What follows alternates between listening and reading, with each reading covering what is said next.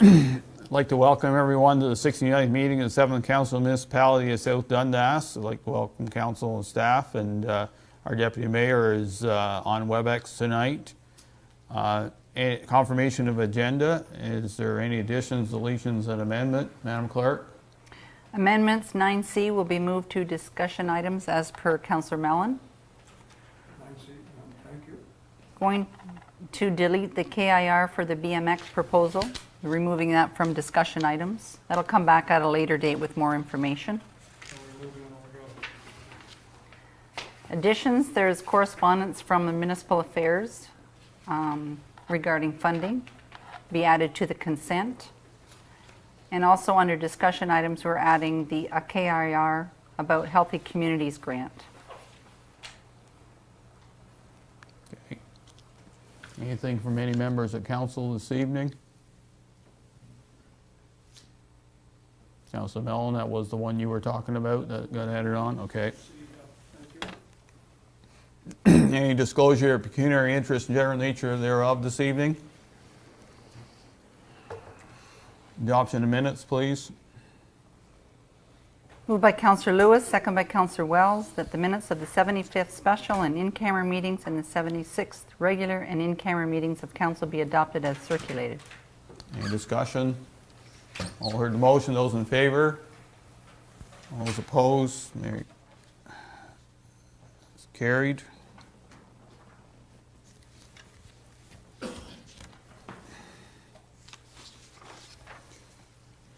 Open the public meeting for the zoning bylaw amendment, please. Moved by Deputy Mayor Gardner, second by Councillor Mellon, that the public meeting to consider a zoning bylaw amendment be opened at 6:02 p.m. All heard the motion. Those in favor? Opposed, if any? Motion carries. Aaron on tonight? Yes. Aaron, welcome. Nicole, welcome. Hello, good evening. Okay. All right. Good evening, Mayor and Council. The subject zoning bylaw amendment tonight is for property on Muttonville Road, just north of County Road 2. The proposed amendment will rezone the property from rural to rural special exception 40, which will allow for open storage to be the primary use on the property. This will mostly be storage of vehicles, of boats, of trailers on the property. We're also going to include some reductions to the provisions for this zone, so reducing the lot area to just over 5,000 meters squared, the lot frontage to 48 meters, rear yard depth to 5 meters, and the interior side yard to 5 meters as well. It will also require a strip of landscaped open space that's a minimum of 3 meters in width along the rear yard and the northern interior side yard, as well as provide solid visual screening along those same yards and the front yard as well. That's approximately 1.5 meters in height. And this zoning bylaw amendment is a condition for a severance application, which was severance B9320, which severed this subject property from the rural land to the west of this. I have not received any comments from the public regarding this amendment. Okay. No mentions, nothing from the public, anything from council on this one? I have no issues, Mayor. No, I have no issues. Deputy Mayor? No issues. Okay. If there's no questions or issues, we'll close the meeting then, please. Moved by Councillor Wells, second by Councillor Mellon, that the public meeting to consider a zoning bylaw amendment be closed at 6:04 p.m. All heard motion. Those in favor? Opposed, if any? Motion carries.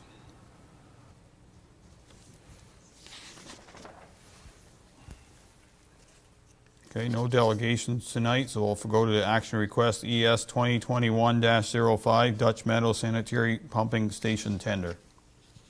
Moved by Councillor Mellon, second by Deputy Mayor Gardner, that council accept report ES 2020-05 to award tender WW 20-05 to David Brown Construction Limited for the Dutch Meadow Sanitary Pumping Station for a total bid price of $1,027,453 plus HST, with the price including the base work, the 25 kilowatt backup power generator, and the bypass and flow metering chamber. Danielle, welcome. Thank you, Mayor and Council. So in front of you this evening, we're looking to award tender WW 20-05 to David Brown Construction Limited for the construction of the pumping station associated with the Dutch Meadows subdivision.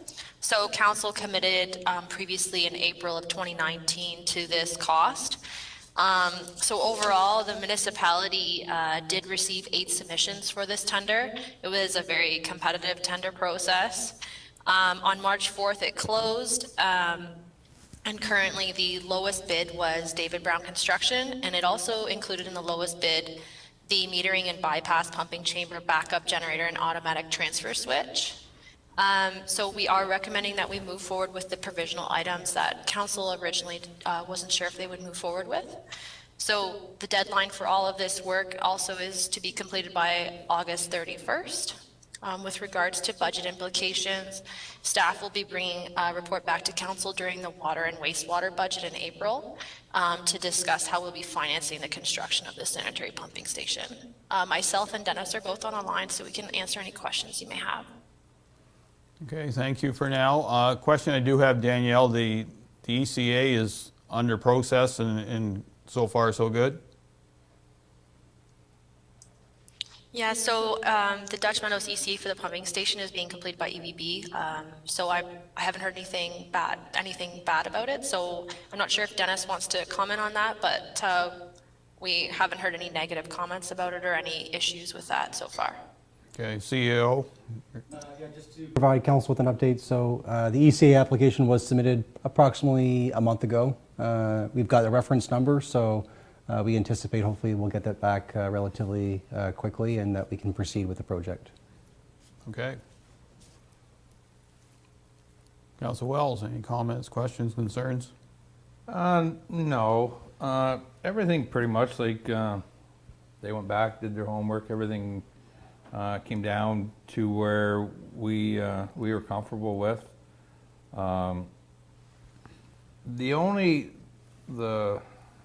I had a couple of questions here. Now, the contingencies for the price includes the base work, meaning like the civil, the pad, everything, but doesn't include the generator, right? It's a contingency on its own, right? The way I'm looking at it, like it's an extra for the. So through you, Mr. Mayor, the contingency is a separate item on the bid sheet, so it's an allowance that they carry. So every bidder would have to, they carry the same contingency, so it is separate from the backup generator. That was a separate item that they bid on that was provisional. Okay, so their price with the contingencies, everything came to the 1,020,000. Yeah, that's. I knew that, but I just wanted to make sure it was exactly what I thought it was. The only other thing for EVB, the 84,746. When did they like when they did our Class D estimate or whatever you want to call it?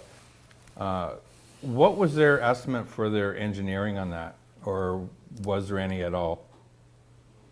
Go ahead. No, there was no estimate for that. Whenever we decided to go down and proceed with their project is when we got a firm estimate on their cost to do everything from awarding to project supervision and So closure. the Class D, which would be allotted to this project, Yep, is part of that 84,000. is part of Yes, the 84,000. correct. That's. Yep. I have no more questions. Okay, Council Lewis? No, I have no questions. I'm happy to see that it come in a little bit lower than what EVB anticipated. So, no, I have no questions. I'm happy. Thank you. Council Mellon? The completion date, will that be in the contract? The completion date, and is that in line with what Swank needs? So through you, Mr. Mayor, the August 31st deadline is in the contract that David Brown will be signing. It was also in the tender package that EVB prepared. With regard to the Swank, I'm not sure if Shannon wants to speak to that, but I do believe that Swank is aware of the August 31st completion deadline. I do believe they're looking to start breaking ground in the fall. Yes. ahead. Yeah, to add to that is in discussions with Novatech and Swank, their kind of timeline was as long as we could have the pumping station completed by the end of August, they're looking at proceeding in September. So we'll meet that deadline. No more questions. Oh, Deputy Mayor Gardner first. Yeah, I actually, my questions have been answered. Thanks, Mayor. Councilor I Wells. just got one more comment, because at the end of the day, we already have a benchmark for the pumping station, so, which Swanks already knows, so this, even if it got behind due to weather for 3 or 4 weeks, the benchmark's there, so Swank will be able to continue full steam, so I just want to let the council and public aware of that, so, thank you. Okay. I don't have a lot of comments. I think I'm really glad that there were competitive bids on this project. We haven't had a lot of success recently on bid pricing, and very fortunate we had some good competitive contractors out there looking for this work. So thanks to everybody involved in it, and I do believe that this is something that will be good for South Dundas in the long run. If there's nothing else, I'll heard the motion. Those in favor? Opposed, if any? Motion carries.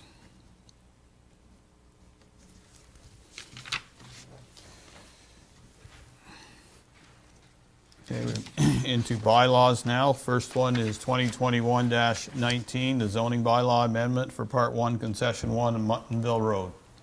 Moved by Councillor Lewis, second by Councillor Mellon, that bylaw number 2021-19, being a bylaw to amend bylaw number 2010-48, be read and passed in open council, signed and sealed. Aaron, anything further on this? Note the bylaw reflects what was discussed earlier this evening in the public meeting. Okay, any comments, questions, concerns from any members of council on this file? Seeing none, all heard the motion. Those in favor? Opposed, if any? Motion carries.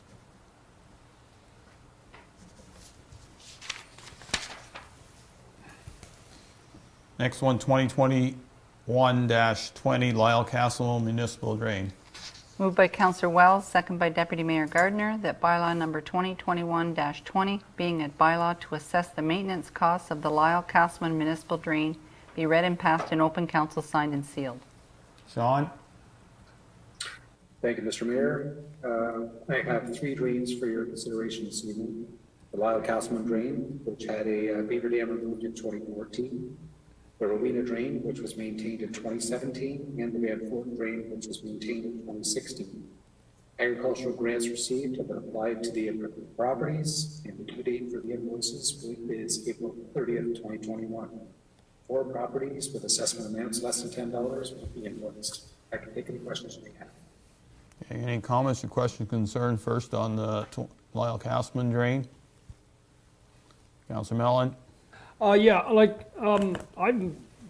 my years on council, this is the first that I can remember of us assessing out for beaver dam removal. As much as we can, and apply for the OMAFRA grant, I sort of wonder maybe, if you get into one of the bigger drains and you've got a beaver dam, and you could have hundreds of assessments to go out on it, it could be more work than what we're, going to recoup on this. In the past, we just had a line item in the budget that we took care of beaver dams, and I just, I don't know if, once we start down this road with removal of beaver dams, and, we're gonna be into it all the time. And on larger, if you get into some of the larger drains where there's numerous landowners being assessed by it or into it, it could get, it'll take a lot of staff time. And, for an hour or so of a hi-ho or a backhoe and, somebody to trap the beavers out or whatever, I just sort of question whether this is the right way to go on doing this. And like I say, in the past, there was just a line item in our budget, and I believe it used to be around 10,000. I don't think we have a line item this year as such for beaver control, or do we? I should have, there is, I just sort of wonder if this is maybe the most prudent way to handle this, because I don't know. The staff time involved in this and the OMAFRA grant, and, I don't know. For clarity, Maybe if you want to speak to that, I guess. Danielle, you want to speak to that, please? Or whoever wants to? Thank you, Mr. Mayor. So maybe I'll go first. Through you, Mr. Mayor, to Councillor Mellon's point, so normally we don't assess out maintenance costs if they're lower than $10 per assessment. So in this case, all of the bills were more than $10. So those are the individuals receiving bills for Lyle Castleman. We do have a line item in the existing budget. It's actually in the bylaw budget, building and bylaw budget for beaver removal. And in that, we normally also do beaver dam removal. Some beaver dams, it's dependent on the size of them. There are some that are pretty significant that are more costly than this Lyle Castleman example. However, I guess what we would be looking to from council this evening is if there is a specific limit you would like to set for us to go off of. Currently, we just have the $10 bill out limit, so anything under $10 doesn't get billed out. But if council wants to set a limit for beaver dams, then perhaps we can look at that. One thing to note is sometimes there's multiple beaver dams, and we can hold up those bills for a while and then bill them all out at once. So that's another thing to consider if council would like. In this circumstance, the Lyle Castleman drain is from 2014. So we don't normally budget for, the 2021 budget doesn't include municipal drainage work that was done in 2014. So if we were to absorb this cost for this specific drain, it would be coming out of the 2021 budget for drainage rather than, obviously cannot bill back the 2014. So I guess what we're looking for from council is if there is a direction on how much money you want us to absorb versus what you would like us to bill out to the assessment base for the watershed. Sean, did you have anything to add? Like, do you have any history on this dam removal that was within the records? I know that the gentleman that looked after it is not here, and we're dealing 7 years after the fact, or probably 6.5. Anything on the file that we should know about? yes, thank you, Mr. Mayor. In my time here, there has been instances where beaver dams have been removed and the cost has been accrued into a ledger account. As you may know, the Drainage Act allows for the municipality to collect up the costs for a period of 5 years. And in some cases, when the beaver dam cost is still outstanding, and then the drain was subsequently maintained, all of those costs are assessed out at the same time. It may not be specifically identified in the explanatory note as it is here tonight, but generally speaking, what happens is the engineer will assess out the costs upstream of the beaver dams as well as the maintenance cost. There are a number of examples this has been the case in my time here, and I believe this one is just drawing attention because the only cost here is the cost of the beaver dam. And I believe also that this dam was removed by Mr. Alt back in 2014, and for context, the shovel time was 4 hours plus a float, and that's why it was over $500. And we did receive a grant on it as well. Thank you. Okay, Council Mellon. Yeah, depending on the size of the dam and how much we're going to get into it, like I think maybe we need to have a benchmark, if you will. If we're, if beaver dam removal can be for a couple $100 or something, I don't think it's worthwhile for us to go down this road. It'll have to be on the discretion of Sean and our drainage superintendent, whoever that might be, I guess, maybe. You know, if you get into a larger beaver dam, you know, that's gonna maybe be more costly, but to me, you know, for a couple $100, you know, for a high hole for an hour, or backhoe or whatever, on the smaller ones, I don't really think it's worthwhile for us to go through this whole process myself. Okay, perhaps what we need is some sort of, I guess it'd be a policy that staff can work on to work with, that if the dam is so much, then we suck it up. If the dam is over so much, then they can look at charging it out. Technically, yes, this is proper. Drainage Act allows us to do this. And I believe the Lyle-Castleman drain is one of those drains somebody wants to get some work done, so sitting on a bill wouldn't be the end of the world, and that's probably what happened here. It must have been a large beaver dam for 4 hours of work with a shovel and floating it out. I won't disagree on that. It's a rather large amount. However, you know, a beaver dam in another place on a drain, like if this had been down on the Don Haynes somewhere else, you would have just looked at it and said no. You'd have to spend, you could almost spend $2,000 on the $10 bills, so that's the problem. So we need to come up with something that makes sense. I agree with Councillor Mellon. We've never, in all my recollection, and I wasn't here 4 years, and I wasn't here before, but I remember talking to the drainage superintendent at the time when I got on council, because I had a concern. He said, it's not worth doing, and we've always looked after beaver dams. However, you know, if this is the way we want to go, then I think we need to come up with a plan that kind of makes common sense go into it, and you know, how much of a bill you're going to send out and how much you're not going to send out. We have that right within the Drainage Act also, and so. Councillor Wells, anything? Mr. Mayor? Yeah, just a second here. Sean, go ahead.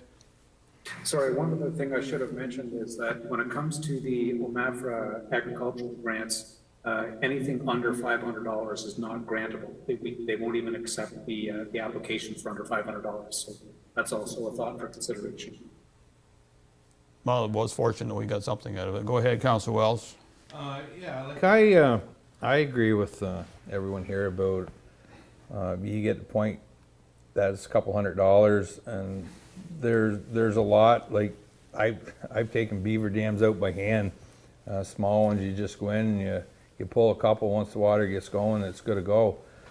But I think what we need to do if we're gonna go down this road is to maybe look at a policy, Mayor, that we can draw a line and have a discussion in a committee of whole meeting sometime and say, okay, this is what we're going to do, because obviously, as the mayor stated, we don't have anything on right now. So I think the best way to approach this is have a committee of whole and leave it up to council where we're going to go. And to what Councillor Mellon said too, there's a little bit there in the budget for as far as removal of the beavers, which we could also take from in situations like this. I know last year in the budget, what we allotted for it wasn't used, so there's money you could draw from there in a situation like this.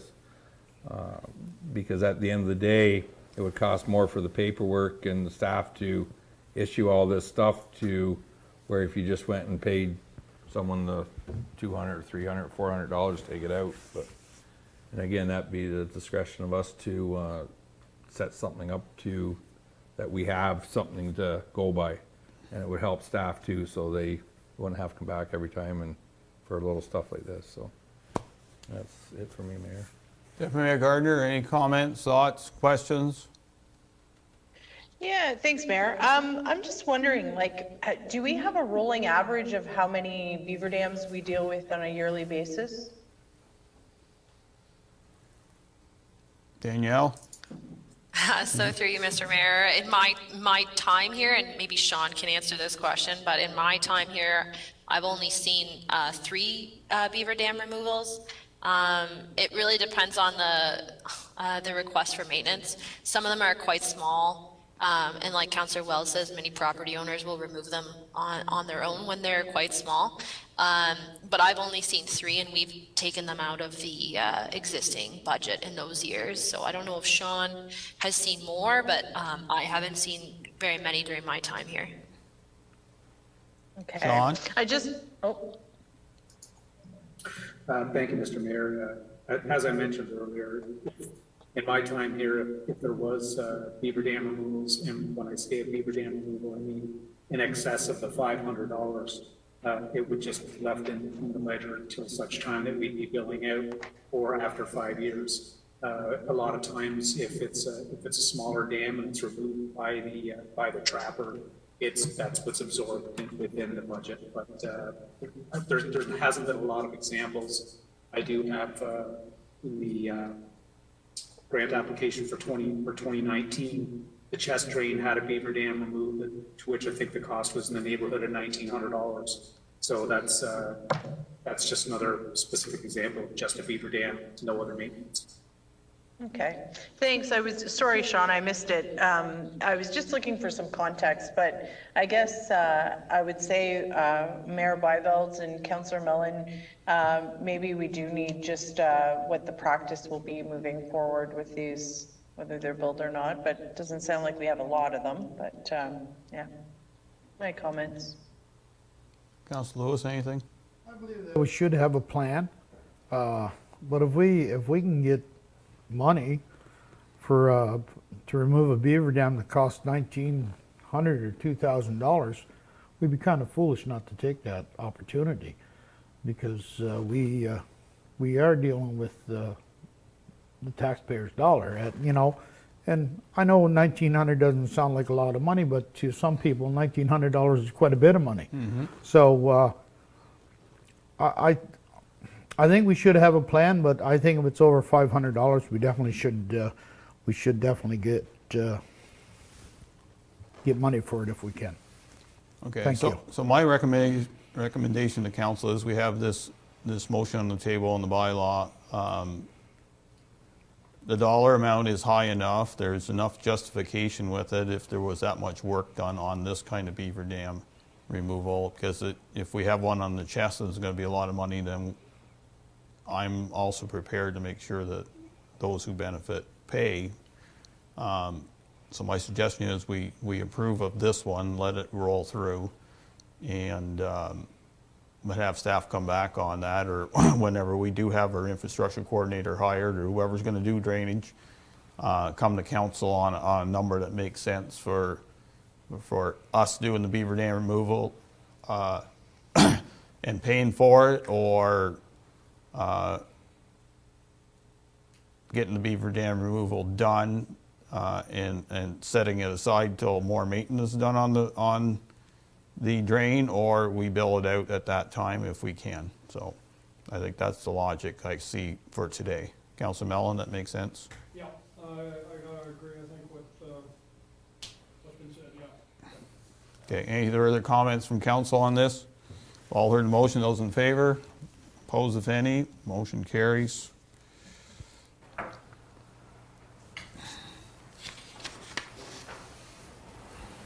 Next one is 2021, the Rowena Municipal Drain. Moved by Deputy Mayor Gardner, second by Councillor Lewis, that bylaw number 2021-21, being a bylaw to assess the maintenance costs of the Rowena Municipal Drain, be read and passed in open council, signed and sealed. Sean has already mentioned it. Is there any other questions, comments, concerns on this? Seeing none, all heard the motion, those in favor?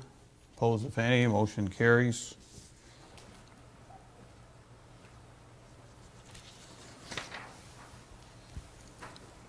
Next one, 2021-22, the Van Fort Municipal Drain. Moved by Councillor Mellon, second by Councillor Wells, that bylaw number 2021-22, being a bylaw to assess the maintenance costs of the Van Fort Municipal Drain, be read and passed in open council, signed and sealed. Any comments, questions, concerns from council on this one?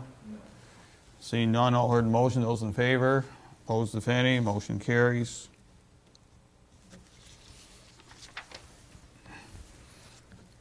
Next bylaw is 2021-23, the St. Lawrence Medical Clinic agreement termination.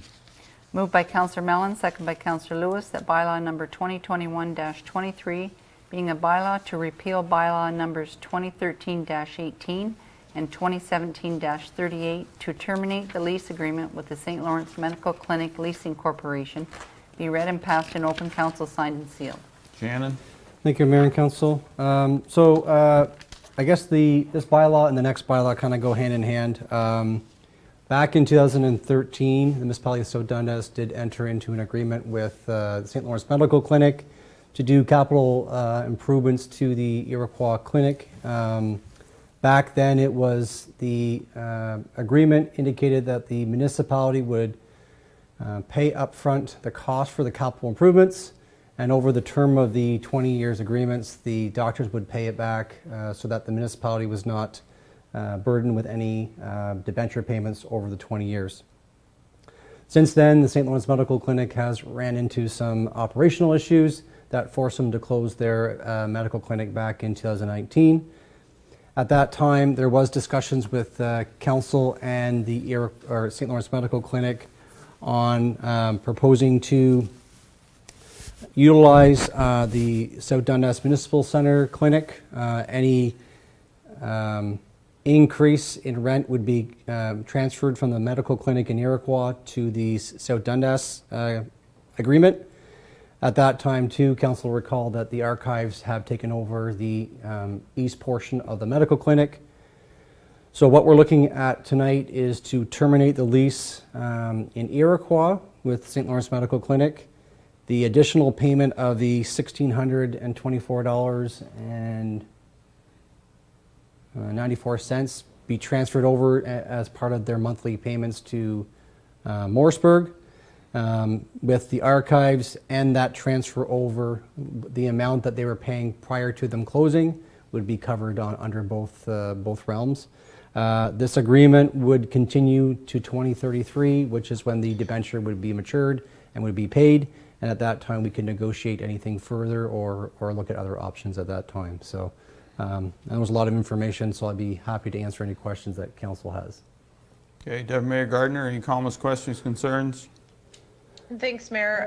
No, I mean, it didn't work, so I think we need to move forward and look at other options for that building. And I'm okay. I like the agreement that's been put in place. So there's still an increase to cover the expenses, but it frees up that space for another opportunity. Council Wells?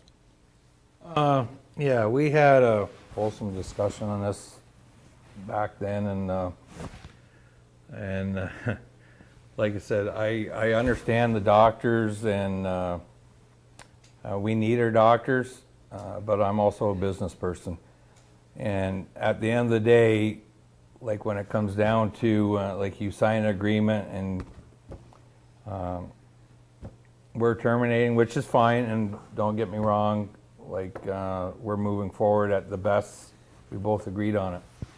But I think it should be a lesson learned for future councils or whatever you want to do. Like you enter into agreement here. At the end of the day, the burden comes, it's right out of taxation that's not being covered here. So the taxpayers end up paying for a corporation that things didn't work out. Mind you, it's doctors, and we all need doctors. I'm not even going to go down that road. But at the end of the day, business is business. And it's just, it is what it is, I guess. But it's just, I think it's a lesson learned. And all the taxpayers are paying for it, and we're moving forward. And hopefully we can make the best out of the vacant parcel we got and make up for the loss that it's going to cost the taxpayers for this termination. Thank you. Council Lewis? So Shannon, the understanding that I'm taking, the $1,624.98, that is added to the medical clinic down here now? So it has been since they closed their clinic. They have been paying that $16.24 per month. So it works out to be about $19,000 more a year. Okay, so at the end of the 20-year period, we will get all our money back Yes. from the rental in Iroquois? Right, between the archives and the what we're transferring over here, Right. we'll continue covering our debt payments until the debenture matures in 2033. Okay, I agree with Deputy Mayor Gardner. It's time to move on. It's going to take us a little longer to get our money, but hey, we're going to get it. That's all that matters. Thank you, Mr. Mayor. Councilor Mellon? Yeah, I gotta agree. I mean, it was unfortunate that agreement didn't work out in Iroquois. You know, it does sort of leave a little bit of a sour taste in your mouth, I guess, but in the end of the day, I think we worked with the doctors and we worked with the clinic. We're gonna get our money, you know, there's been more applied to the rent on this building or this clinic in Morrisburg, and the archive is gonna take up the extra, so there's really no hit, I guess, if you will, to the taxpayers, and I think it shows that, you know, council's trying to work with the doctors to maintain, you know, medical services and doctors in South Dundas, which is very vital. I do agree with Councillor Wells that, you know, it maybe is a lesson learned, but I think it shows that we're at least working with the doctors and trying to make the best of a bad situation, and I think this works out in the wash. I mean, we get our money and it's not costing the taxpayers as such, you know, anything extra because of the clinic or the archives, and hopefully we can rent that space out, what's left up at the Iroquois. So I'm good with both agreements, terminating the Iroquois lease agreement, and I guess we're doing them both in the same time here, but yeah. Yeah, there'll be two bylaws, but yeah. Okay, that's. Okay. Anything further from any members of council? All heard the motion. Those in favor? Opposed, if any? Motion carries.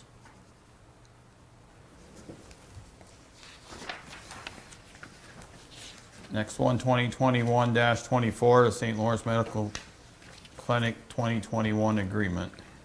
Moved by Deputy Mayor Gardner, second by Councillor Wells, that bylaw number 2021-24, being a bylaw to repeal bylaw number 2011-35 and execute an agreement for the lease of the South Dundas Municipal Centre with the St. Lawrence Medical Clinic Leasing Corporation, be read and passed in open council, signed and sealed. Anything further from anybody on this? Seeing none, all heard the motion. Those in favor? Opposed, if any? Motion carries.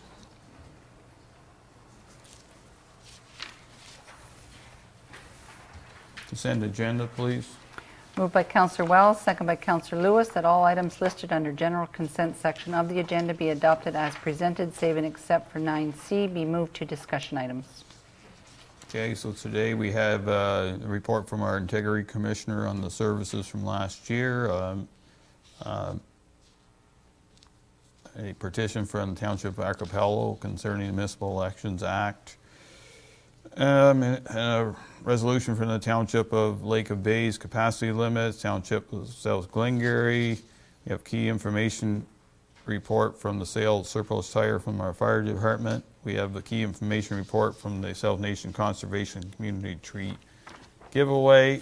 We also have a letter from the Ministry of Municipal Affairs and Housing from the Minister himself concerning further COVID-19 recovery funding that has been allotted to all municipalities, and South Dundas had in excess of $190,000 for this year.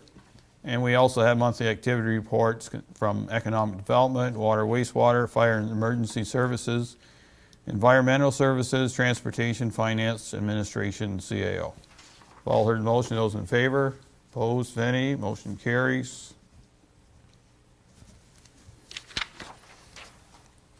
Boards, committees, discussion items. No county council. That's on next Monday. Cemetery Board. No, Mayor. Iroquois District Business Group, no meeting. Morrisburg BIA. No meeting. South Nation Conservation Authority. No, their AGM is the 18th of March. That's virtual. Yes. Okay. Morrisburg Waterfront Committee. Coming up, I believe on the 18th. Okay, Air Quality Waterfront Committee did have a meeting. I'll bring council, their minutes did not make it to this council agenda, but we did have a meeting last Thursday evening. They went over the terms of reference document that was fixed up for them, and that will be brought to council at our next meeting. A discussion on the drainage system concerning the paths and the campground, which will be coming to council. Changes to the deck at the beach building was discussed, and that will go to staff. Final decision on the beach canteen, which is they will not be operating it this year. John Ross and Austin Mercedes are still working on an internet proposal for the campground, even if it isn't with the purview of the waterfront committee. They also discussed having historical signs similar to what's in Morrisburg at their waterfront, and I see progress in that regard. There was also discussion on memorial benches that Mr. Ross is wanting to start again. And that's about it for now. You'll have a full meeting report at our next meeting. I assume it'll be in by then. Any questions? Okay. South Branch Community Fund, No. Carmen House. No. Dundas County Archives, no meeting. Tourism Advisory, Coming up on the 18th. Economic Development, Unknown at this time. Doctor Advisory, This Wednesday, the 10th. okay, lots of meetings coming up, be lots next week in time, okay. Next report is the South Dundas Regional Drinking Water System, the 2020 Annual Report. Dennis? Yes, thank you, Mayor and Council. This is our 2020 annual report. This is just a follow-up to the ministry inspection report that we had, our ministry inspection report that we've had back in January. The report shows that the ministry was satisfied with the one corrective action, the one non-compliance that we had on Ontario Street. This annual report basically shows all the water breaks that we had, any our peak flows, our daily flows, and any major maintenance that we did with the with water. So if you have any questions, I'd be glad to answer. Okay, Deputy Mayor Gardner, any comments, questions, concerns over the water report? No, not at this time. Council Wells? No, I have nothing, Mayor. Council Lewis? Council Mellon? No. No, that's a good report. I mean, he's got the work done that was identified as deficient, so. Okay, well, so on behalf of Council, Dennis, I'd like to thank you for looking after our water system to the perfection you have, and as this report has shown, since we all have a personal stake in the work that gets done there, and we do rely on you and your staff to ensure the safety of the residents of South Dundas that are on the drinking water system. So it's a good report. We're happy with it, and we'd like you to continue that work for 2021. Thank you. Yes, Clerk Brian. For resolution, sorry. Well, it's not here. Go ahead. Moved by Councillor Lewis, second by Deputy Mayor Gardner, that council accept the South Dundas Regional Drinking Water System 2020 Annual Report as presented. Okay, anything further? Seeing none, all heard the motion. Those in favor? Opposed, if any? Motion carries. Thank you, Dennis.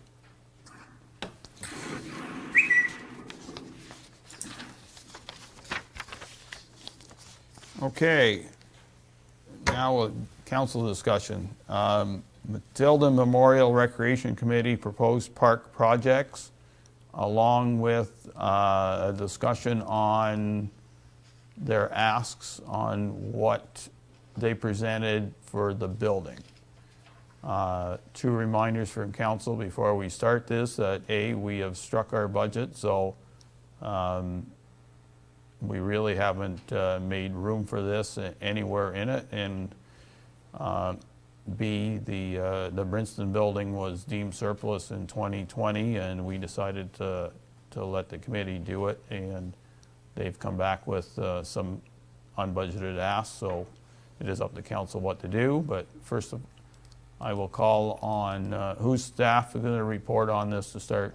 Austin, go ahead. Thank you, Mayor and Council. So the letter you're looking at, as the Mayor described, was a letter submitted by the Matilda Recreation Committee. On February 16th, staff attended a committee meeting to gain a better understanding of the projects Matilda Rec Committee wishes to complete in 2021 as well as in the future. The projects as listed that the committee wishes to complete include the relocation of the LED lights that are currently at the Dundila outdoor rink and relocating them to the Brinson outdoor rink.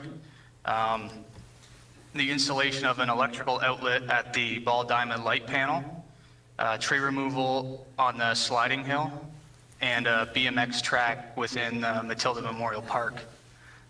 Staff would like council to note that we have received a quote from ATEL in regards to relocating the LED lights from Dundila to Brinston. That quote was priced at $3,000, and that was strictly just to relocate the lights and use the existing wires that are currently at the Brinston outdoor rink. If an upgrade for the wires is required, then ATEL noted that there will be an additional cost to that. As far as the electrical outlet, it can also be installed for a small fee depending on the existing electrical and if it'll support the outlet on the panel. Staff have also planned for park staff to complete the tree removal and brush removal on the sliding hill in 2021. This will allow residents to start using the hill for sliding in the winter of 2021, 2022. And it is estimated that it'll take staff about 2 to 3 days to complete the removal of the brush and the trees and dispose of it at the Matilda landfill. And then lastly, staff are currently working on a mountain bike project within the community. So staff suggests to council to wait to see how that proceeds in the direction we receive from council for that before addressing the BMX track in this letter. In regards to parks, staff are looking for further direction from council, and if anyone has any questions, I'd be happy to answer them at this time. Okay, so we'll concentrate on this request list first, and then we can deal with the building after that. So, Deputy Mayor Gardner? Thanks, Mayor Byveld. Okay, so I'm just wondering why we didn't have this prior to budget. Is it just, this is just when it was submitted, or like, I'm just wondering. So through you, Mr. Mayor, I had scheduled a meeting with, or I had a plan to attend a committee meeting with the Matilda Rec Committee, and it just so happened that these projects came up, and I advised the committee that if they wish to proceed with these projects, then they would have to submit a council and receive further direction. So that's Okay. what the committee chose to do. Okay, fair enough. I just wanted to, for clarification's sake. I know that this is a hardworking committee. I've said that several times, but we do have kind of a process, and I don't know, when I look at this stuff, I'm happy to see that the cleanup of the sledding hill will occur. As far as the LED lights for the outdoor rink and the electrical outlet, that may be a next year's project. I'm not willing to put pressure on this year's budget. And the BMX track is quite interesting. I agree with Austin that it'd be interesting to see how the mountain bike project goes. I do understand that adding the BMX track, while it says that there won't be any cost to us, I think that this might trigger an insurance discussion. So, you know, I think we can start with the cleanup of the sliding hill, and it's no disrespect to this community, this committee, but we need to kind of have these submitted at the right time. So I'm okay with the cleanup of the sledding hill, and the other two items, the LED lights for the outdoor rink and the electrical outlet. I mean, the ball diamond lights, I guess. Well, actually, no, they're all winter items. So maybe, yeah, I'm okay with just cleaning up the sledding hill for now. Councilor Wells? Yeah. Like I said, this committee's, they're very good, and I got to kind of agree with Deputy Mayor Gartner here. Like, there's a process there to bring, like, our budget is all done now. We've had good discussions on and their business plan and stuff. I just, it's just, I'm good with the cleanup. Put our staff to do that and stuff like that, but I think the rest of the stuff will have to just be set aside, that we can't just go in there and say, well, we're coming up and now we need this money. So we'll clean up, and there's some, as far as the BMX park or whatever, there's issues there that staff will have to check into, insurances and stuff. But everything, at the end of the day, is all doable. It's just to follow the process to get to that point. So for me right now, like the electrical proposals and stuff like that, I would have to not cancel them, just postpone them. Thank you. Councilor Lewis? Austin, with the 2 or 3 days cleanup of the hill, that'd be roughly what, $2,500 to $3,000 for manpower? So through you, Mr. Mayor, it would take 2 to 3 park staff to clean up that hill and dispose of the brush properly. For the simple reason that we don't allow staff to be using a chainsaw, removing any brush while another staff, like, they have to have another staff present. So whenever they go to dispose of the brush, either 2 staff have to stay at the hill and continue working, or 2 will go to the landfill. So as Councilor Lewis said, yes, that would be accurate. Okay, thank you.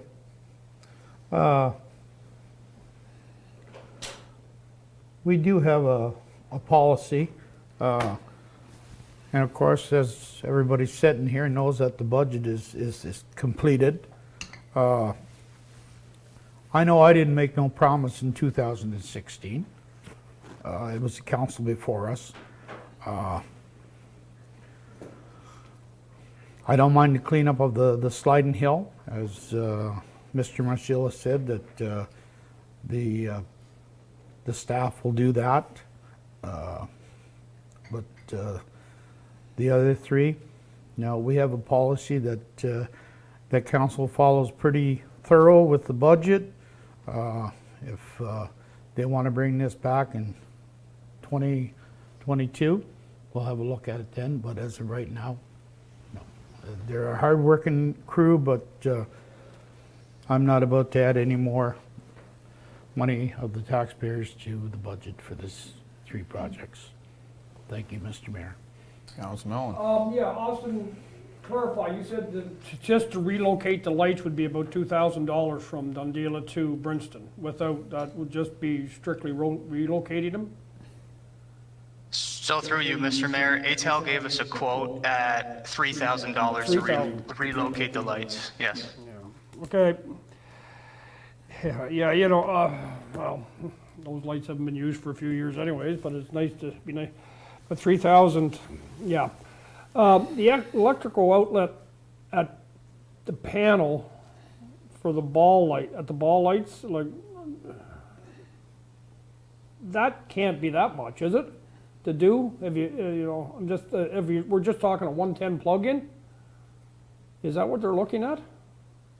So through you, Mr. Mayor, yes, they are just looking for 1 plug-in with the intention of running an extension cord to put up Christmas lights on a memorial tree by the outfield fence at the Ball Diamond.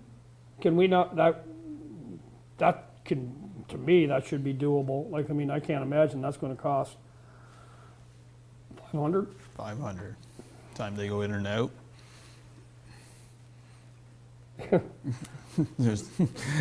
I'm just telling you what they're going to charge you right now, Councilor Mellon. It'll be a $500 bill, and you think it should be only $100, but that's just the way that world works. They come in, Can we bring a our own truck electrician and 2 in? men, and Okay, like, I know electrician, I might be able to get my son to come out and put it in some weekend if the material, like, you know, So you got $5 million in liability insurance? Probably not.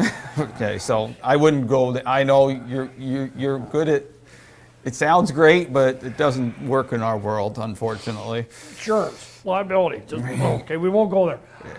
Okay, clean up the hill, yes. The BMX track, as much as they're saying, you know, it's minimal to no cost to us, I think, can we go back to have a conversation with them? Like, I mean, obviously, whoever they get, and I can think of the person that they're gonna use, probably doesn't have liability insurance. If we can get this done, that it's not gonna cost us anything, can we somehow or another put I don't know who I got a pretty good idea who the individual probably will be to do it. If it's not gonna cost us anything, can we put a waiver, a floater on him for 2 days and let them go ahead and do it? And Brenda, you're looking at me like, I'm just thinking if it's not gonna cost the taxpayers, we got the budget allocated. I realize there's a whole liability load there, but, you know, if it's not gonna cost us anything, other than the liability insurance, can we work around that? My question is there any way around that? So through you, Mr. Mayor, I have been in contact with our insurance provider, and they advise staff that we get a licensed contractor in to complete these sort of projects and design the track. That's why I noted when I was discussing the BMX track that we wait and see how the mountain biking project proceeds, and we'll have more information at that time. Yeah. I made another note here, and that's just gonna cost us money, that's not gonna fly. The only other thing I would have liked to see at that Brinston Park is the archway going into the park, where it says Matilda Memorial Park, is sort of a joke. It needs to be taken down, sandblasted, and repainted. We haven't got it in our budget. I would, you know, and that was my mistake, and I had that in my notes at budget time. It's a conversation we should have had. I should have had with the parks, you know, the rec committee back there, but I would like to see that refurbished, but we can't get the money in here, so.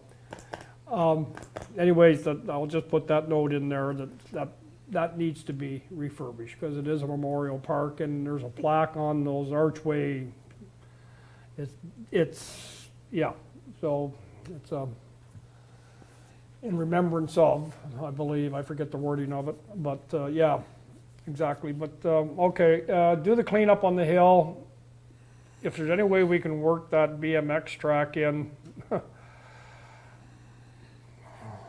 yeah. I would almost think they might be able to find an electrician that would have $5 million liability that might do it at cost, but I might look into that and see if I find somebody that has $5 million liability that we could put a plug in there. You know, but anyways, Your challenge with that is we have ATEL there as a recurring services, so there might be some challenges with that small job. okay. You can. As actually Wells and Son I'm an electrical contractor. I have my ESA license certificate. I have $5 million liability. If council allows it, for this one thing only, I would donate, because you have to get an ESA permit through Wells and Son Construction. If the mayor would allow it, I would have no issue putting that outlet on them. I'm not going to make that choice. Well, I'm just saying, I'm electrical contractor, so everything would be covered insurance. I don't think our reoccurring services would care about putting one outlet at it. I could actually, it would be fully legit. I would produce an ESA permit to the municipality, along with my liability, and have my electrician go and put a outlet there at the panel, free of charge. So, if that's then the Christmas lights or whatever they can put up. So, it's. I can't make a recommendation. I think staff's going to have to come back with that. It's a great offer, Councillor Wells, but it crosses some lines that I'm not comfortable with right today. I'm just putting it out there. If it happens, it happens. If it doesn't, it doesn't. Okay. You done, Council Mellon? Okay. So, my comments are similar to council. Yes, the sliding hill is something that we as staff can do, and I appreciate that. The BMX track, I think I'm going to wait and see how the one here evolves and how that, some of the issues that can be implicated because of it can be dealt with. Yeah, it's great that somebody'd like to do it, but that person also has to realize that if someone does a jump there and the hill is somewhat out of spec and somebody's got a broken neck, that person's going to have to be compensated one way or the other, and usually they're going to hire a lawyer and they're going to sue everybody, including the constructor. So you got to think of it in that kind of situation, that, you know, we're not talking about a walking trail. We're talking about something that, you know, there is potential for injury that's a little more elevated than average. So we have to do that right, and that's just life. As for the outlet, you know, sounds simple, and I appreciate Councillor Wells' offer on the table, and that can be investigated. However, I concur with council that we've already set budget, and that's something that we should have had beforehand. What I will say, and the same with the LED lights, what I will say though, that the LED lights, since it's $3,000, you could ask someone else to do that job. You can do a request and see if you can get a cheaper bid for it. I know there's some that could do it. They're just not part of our recurring services, and I actually know of someone that there's good potential that his firm could apply to do this work. But the only thing I would suggest on a budget-wise, and I think it's something we can't really figure out till September, and really they don't need the lights till then anyway, is see if there's any budget money left by then to see if we can do it. By then, staff will know how things have gone through the summer, and if there's budget lines there that might show us enough money to do this, then perhaps we can look at it in September. If there's not, then I think it's a 2022 project, and they, you know, we've got it semi on our books now. They come with their ask, and we can add it on then for sure, and have a debate in 2022. But we were very diligent in our budget deliberations there a week and a half ago, and for us to skirt that would not be very good to us, not good to the community, not good to those who didn't have an opportunity to apply for any funding. So that would be my suggestion to staff, is in council, let's see what September brings on the rest, and if there's, or even October, that way it gives you 3/4 of the way through the year. If there's money there, there's money there. If there's no money there, there's no money there. I think that's a fair way of looking at it. And, you know, no disrespect to Etel Air, but $3,000, I think there's some competition out there then. So, anything further from any members of council? You have enough direction right now, Austin? Yes, sir. Okay. Okay, so on the building itself, who is going to present that report? I have 3 names on it. I can definitely start, and Sarah and Nicole can add in. So from the presentation from January 18th, the committee did provide a proposal to council on utilizing the existing building that the municipality has deemed as surplus. At that time, staff did go back and review the proposal, and as council will see, we've come up with about 20 concerns, issues, or more information that we require. Ones that might have financial implications to the municipality when it comes to taxes or utilities, as well as there's some issues in regards to donation receipts. There's also some wording in their proposal that if they're not able to utilize the new building, that it would come back to the municipality, and that we would have to pay them back what they put into the EDP fund. So we've got some concerns on from one point of them saying they're going to run the building and own the building to potentially it could come back to the municipality and cost taxpayers money. So, so we've identified, and I know there's a lot of information here for council, we've identified a lot of issues, whether they're financial or building code related, as well as we received further requests from the committee looking for us to review the liquor license, to allow liquor license to be issued at the park so that they can do fundraising. They also want to look at getting applying for a charitable application, which in talking to Sarah, we're not comfortable in providing any guidance. They'd have to go and speak to a solicitor or something on that nature. They're also looking at us issuing donation receipts. So there's a lot of concerns we have, and I'll turn it over to Sarah or to Nicole if they want to add anything further on that.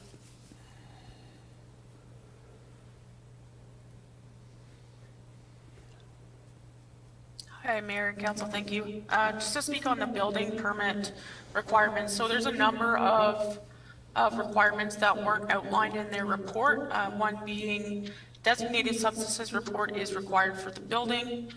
The existing septic system is from 1985. It currently supplies both buildings on the property, so it automatically needs an inspection and possibly complete replacement. And then the other thing is, because it's going to be an assembly building, an architect and an engineer is required to be involved in the project. And if you have any questions about the building aspect of it, I can definitely answer any questions.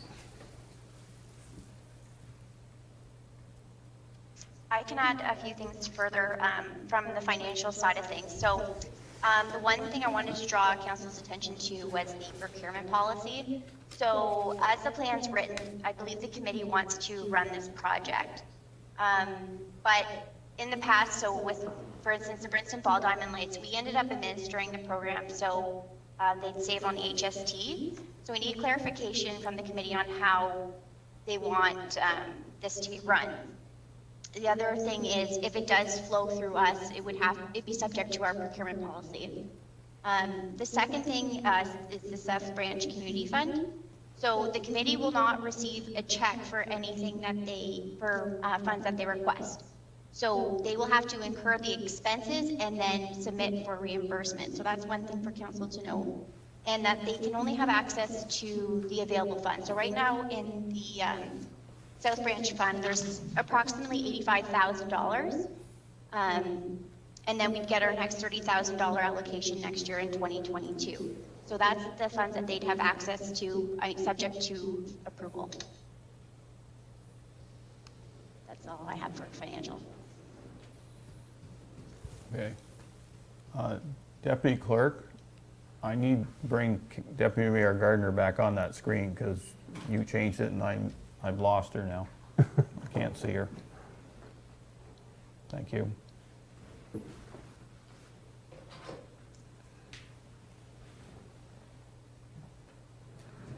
Thank you. Okay. So at this time, I'm going to go up the chain. Councillor Mellon can make the first comments. Put you on the hot seat because this could be. That's fine. That's good. I can agree. I know that. I'm sure you've reviewed it well, and that's why I want your opinion. You're closer to the ballpark than we are. How's that? Yeah, I reviewed the, their delegation, their presentation they made to us back in whenever that was. January. Yeah, January. Thank you. And they're looking to try and do what they're doing over a 5-year period. There is some money. Yes, it's EDP fund money. There was a one point in here, that Washington Matilda, item 11, require clarification. Funds of assessment indicates community projects. Can the municipality allocate some of these funds to the Washington Matilda? Absolutely not. EDP money should not have to go into that Matilda Hall. That's our building, our facility. We look after those washrooms.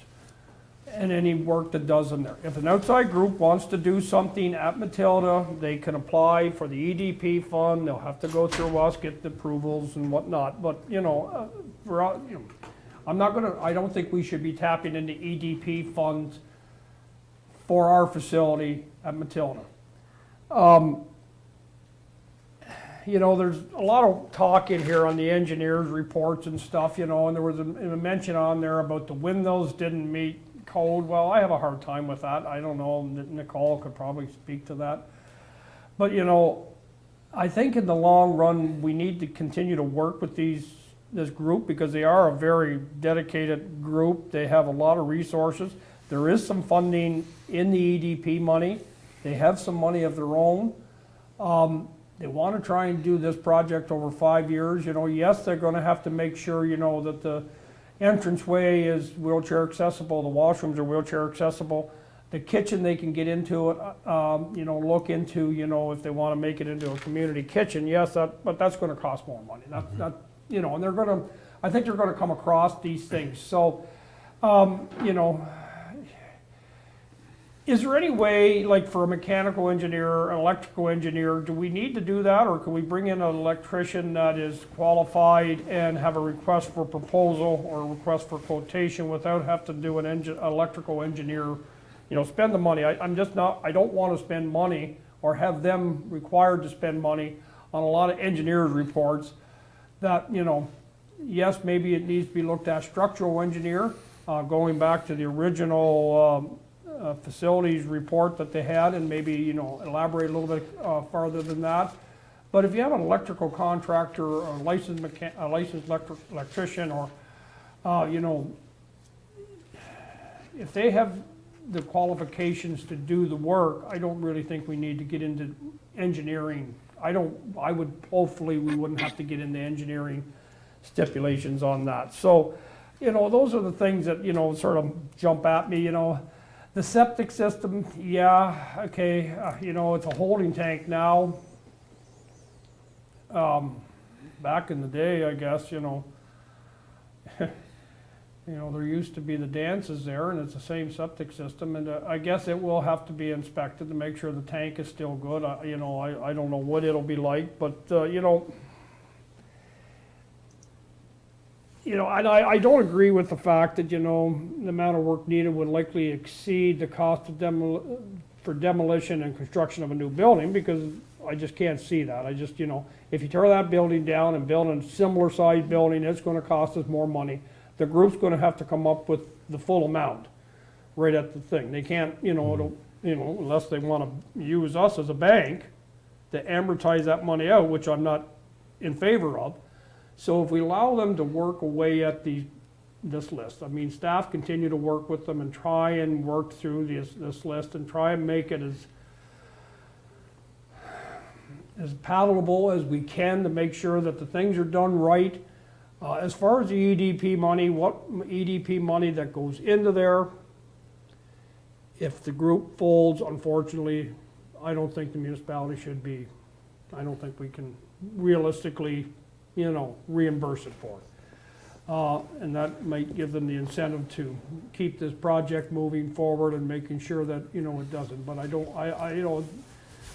think that the municipality, in 3 years' time, 4 years' time down the road is gonna have to cut a check to somebody for $100 and some thousand. They're gonna be, somebody, the council of the day will not be very impressed by it. That, the money goes in, hopefully it flies, everything goes good, but I don't think the municipality should have to give that. The rodent infestation, come on, a lot of this, and why can't we take the stuff at our dump?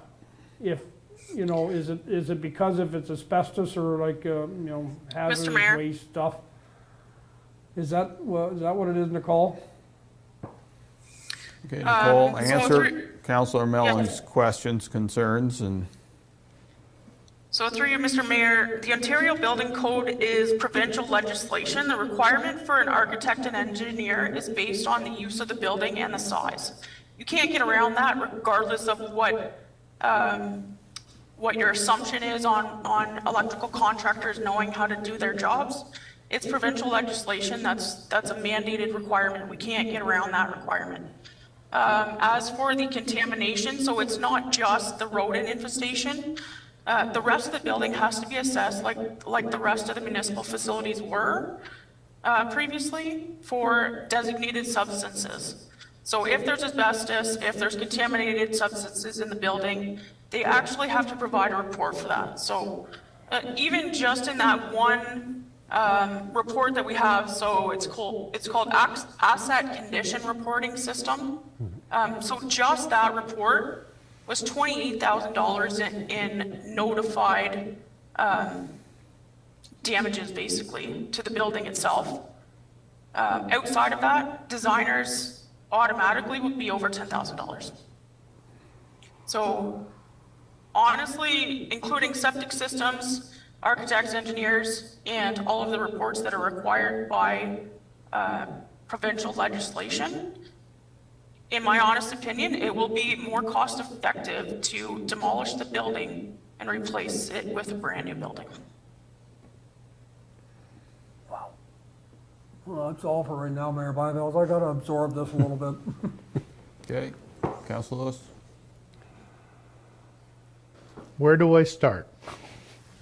I agree with you 100% on the engineers and that. Nicole, our hands are tied when it comes to that stuff. The holding tank, I know when there wasn't a lot of activities going on at the Brinston Memorial or Matilda Memorial Park, we most likely clean that holding tank 4 or 5 times a season. I don't think the holding tank is a big holding tank whatsoever.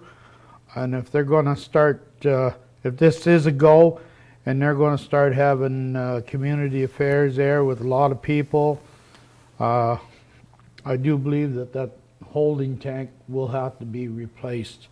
I don't think it's in fantastic shape to start with. As far as the committee spending the EDP money, and if it doesn't fly, I don't think the municipality is responsible to cut them a check for even $10. It's money that was spent in the building that they wanted to renovate. So if they renovate it, it's the EDP money that they spend, and that's their responsibility. I think this committee has to look at the big picture with this building to see what shape it's in, along with the holding tank. I really think if this is done right, it's going to be an eye-opener to the committee. I think it's going to cost them a heck of a lot more money than what they think. I know it's a great thing for what they want to do, but I just think this is a very, very big project. Just one question, well, maybe 2 questions. That committee has taken that building over now? Yes, no? No? Nothing yet. Okay. So whenever they do decide to take it over, if they take it over, they should have the same option, as far as I'm concerned, as what they do at the Forward House. What we pay for them at the Forward House, that's exactly what they should get back there. I hate to say that, but you can't use one group any better than you use another group. And that's all I have to say. Thank you. Councilor Wells? Yeah, there's a lot there to take in. A lot of the questions were answered, and unfortunate for this committee, the provincial standards came up that I'm so much old school, it's pathetic. Like, as far as consultants and engineers, and every time you want to go and do something like a substance report, like if you want to go in and do a little major renovation, you need something. Like, a lot of this is, excuse me, BS. But unfortunately, we're in a position where we got to be legit. And it's unfortunate for committees like this that wants to move forward on projects like this, and it just, every time they 2 steps forward, they're 3 steps back, and not anything to do with them.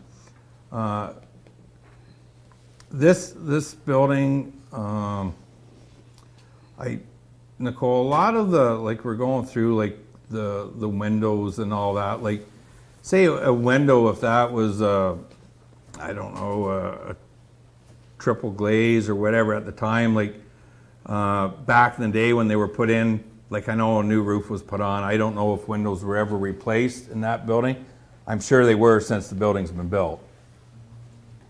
No, well, here or there, like it's so frustrating for me to sit here, especially as a contractor, knowing I could go in there and fix that building up,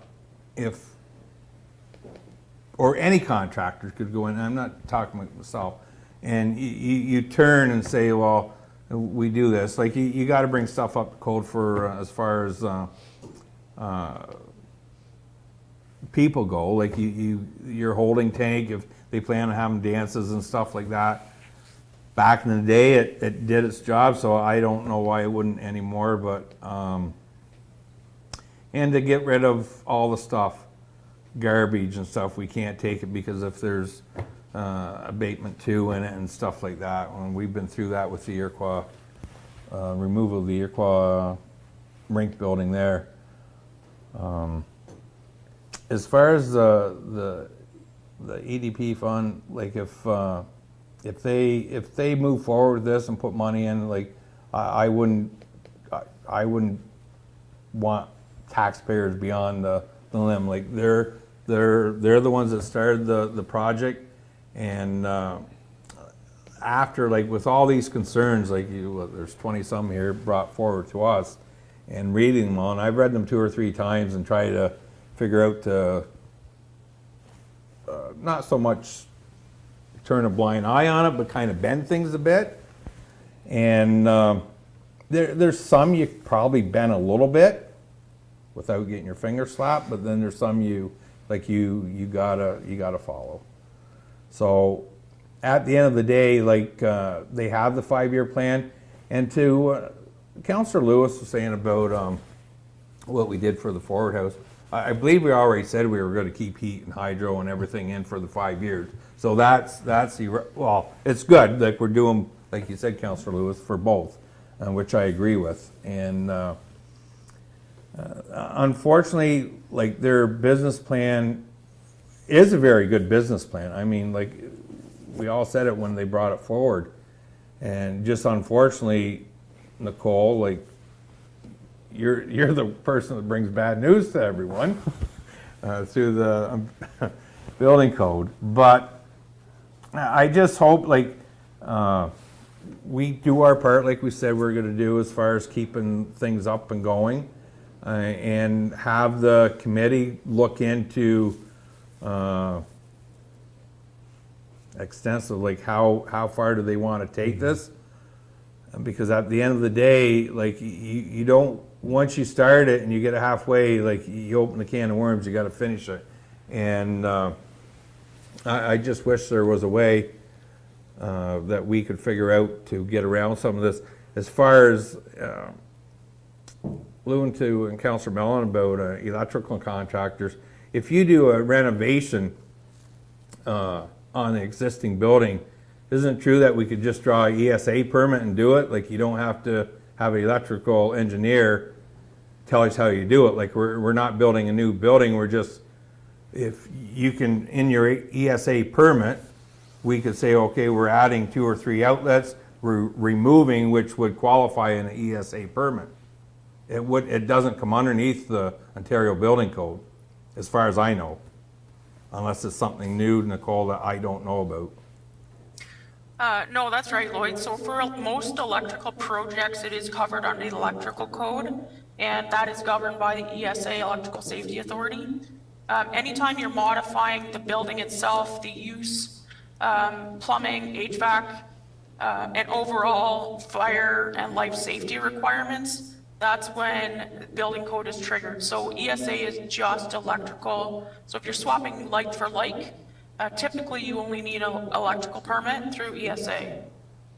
Okay, and moving forward with that, couldn't that apply to the TSSA permits too? Like you're taking out an existing oil furnace and replacing it with a high efficient propane furnace, and the list goes on as far as like just using contractors with their permits, the TSSA, the ESA, the building code, which would come in if you're doing anything structural. I see that, but as far as mechanical goes and HVAC and electrical, it could realistically be all done with TSSA and ESA to a certain extent, unless there was a full-blown, say the architect comes in and you're doing a whole new system or whatever. But as far as if you're taking each individual project and state, okay, we're fixing that, it's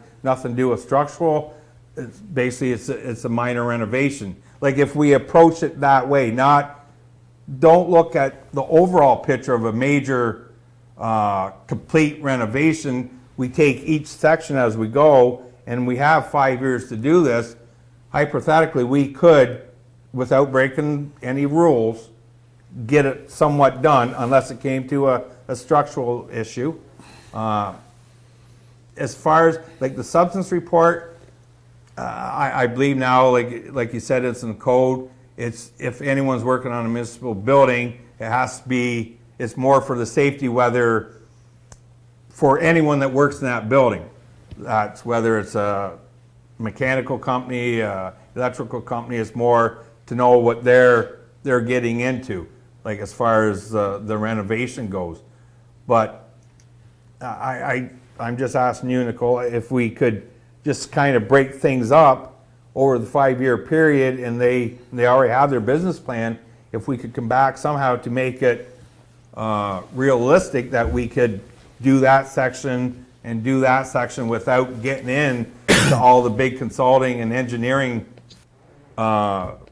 prices, which the price tag comes in. Like once, if you had an architect and do a whole new drawing on the building, boom, then you need all that. But if we break it up in sections, it's possible that we could still fall in their business plan and move forward.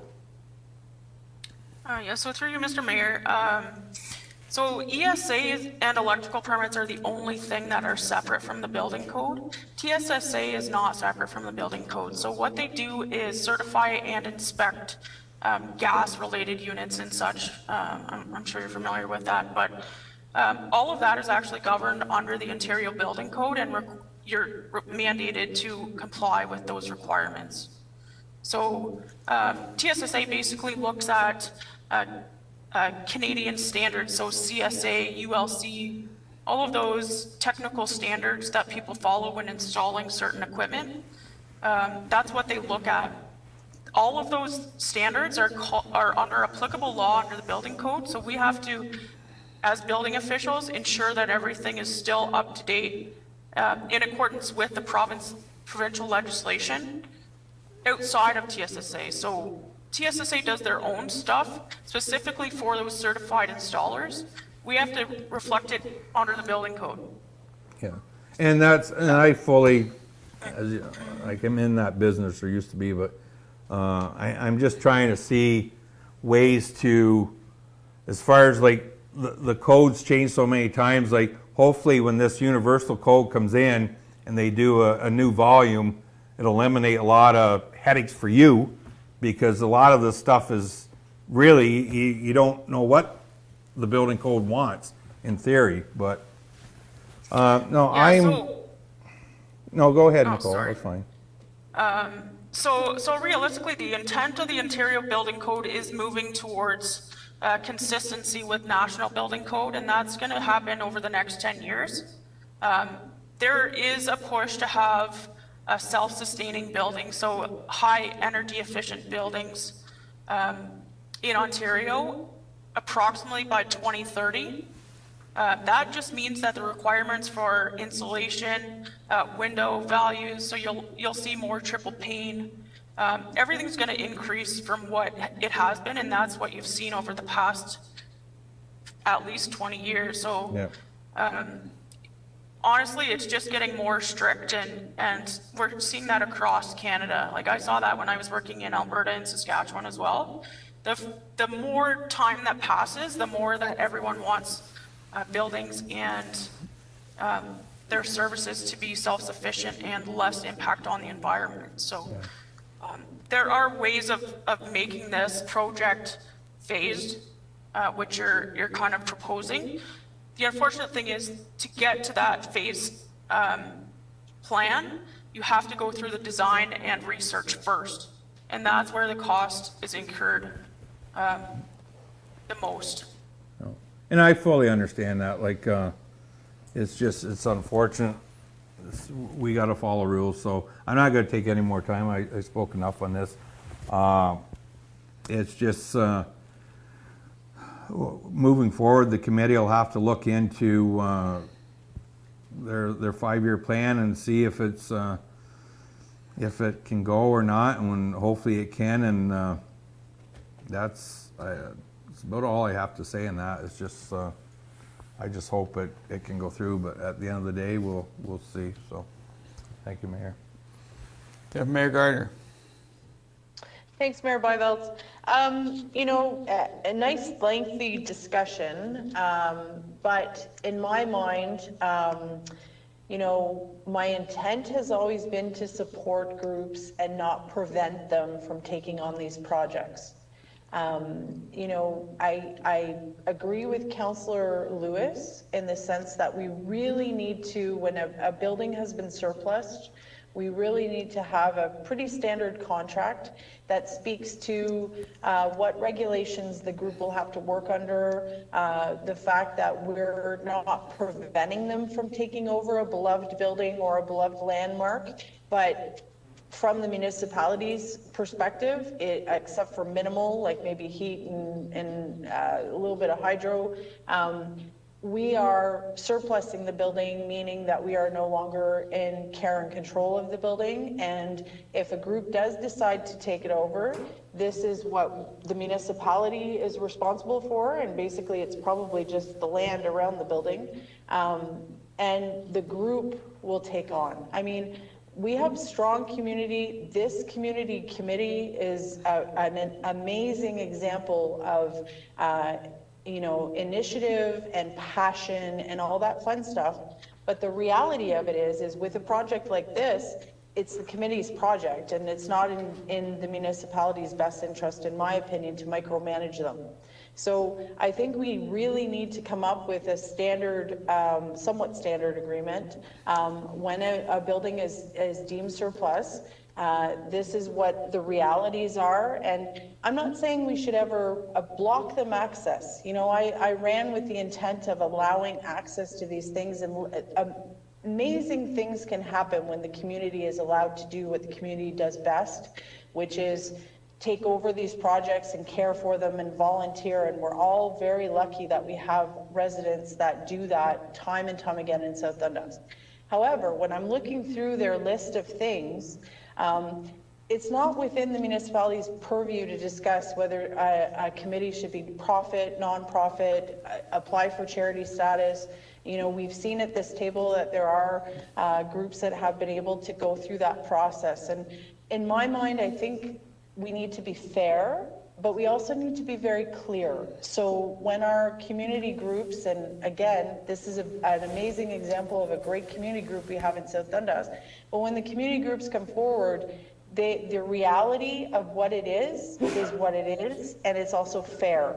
So if any group, we have kind of a standard that when any group takes over a surplus building, they know what the expectations are, they know what their relationship will be with the municipality, which should be an open one and all that fun stuff. But it's very clear, because there's a lot of things in here that could provide roadblocks for a committee.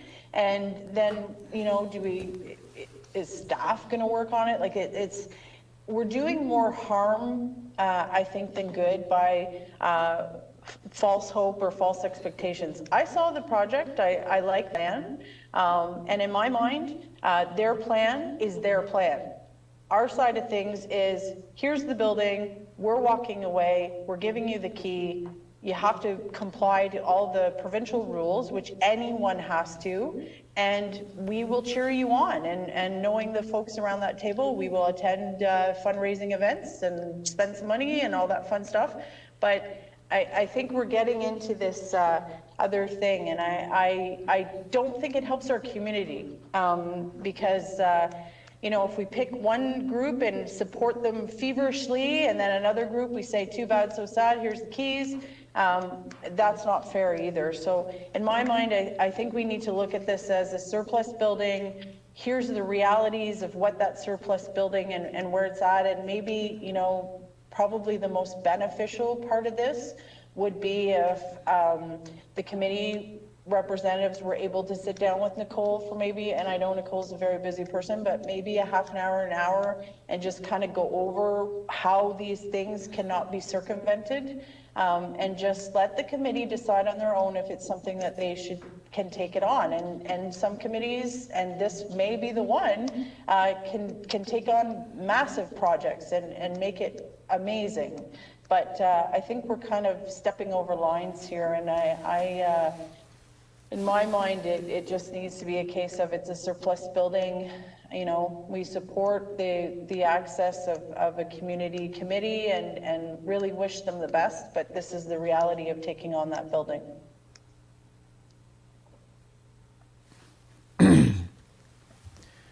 Okay, so I've read over we had our plan, the plan they presented to the council after we decided we didn't need the building anymore. And we've all been through the building. The building has issues. I was there in December when they went through with us and Dave McKenzie at the time, and you know, we weren't trying to hide anything. And there was actually some discussion over, do we tear it down and build new? That's a math question someone's going to have to answer, because building new is not cheap anymore, right? That's fully understood. But you know, staff has brought enough concerns to us, and it's not really the municipality's fault that we have to do things, I wouldn't say right, but we can't skirt the laws. You know, you as individuals or businesses as individuals, that's up to them. But we as municipality, it's all of us on the line if we decide that. If we as council decide that we can skirt the rules, see you in court. That's our challenge. You know, if you're Joe Construction Company, you want to skirt the rules, that's up to you. You're going to be the one, and if you get away with it, which you might, so be it. But I cannot sit here and tell a group, well, you know, I don't mind creative solutions. I can live with, okay, you do this bit, and you can, you know, you kind of piecemeal it together. However, what they want to do is, you know, a General Assembly occupancy for that building, it's more than a family in it, it's a bunch of people, and that means it brings standards up a lot higher, and that's just, you know, they're no different than what the Forward House wants to do. They want to bring people in, and then all of a sudden that house has to bring to a different standard, different code level. I agree with Deputy Mayor Gardner. Like, we decided we didn't need the building. The group wants to take it over, which is great. I don't have any issues with the group, and as she said, the group has done fantastic work in Princeton. I remember, you know, in 2014 there was nothing there, and you know, I threw it on the table at the time, even in a losing election cause, and you know, for them to do something with what they had and the EDP money, and it's worked out well. However, you know, we really, you know, we decided as council we don't need the building. We're keeping it alive. I think if they want to continue on with it, then we need to come up to an arrangement where here's the key.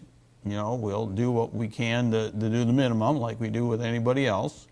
And they're no different. They will be treated no different than Riverside Group or the Dunbar Group or anybody else when it comes to recreational facilities. And That's another conversation we can have someday. But we need, we have Matilda Hall 2 kilometers down the road. Yes, it's a big hall and you really don't need to have a meeting in a big little corner. It's unfortunate it doesn't have a meeting room. But we have a fairly up-to-date facility that we spend a lot of money on, and we spend a lot of money keeping up,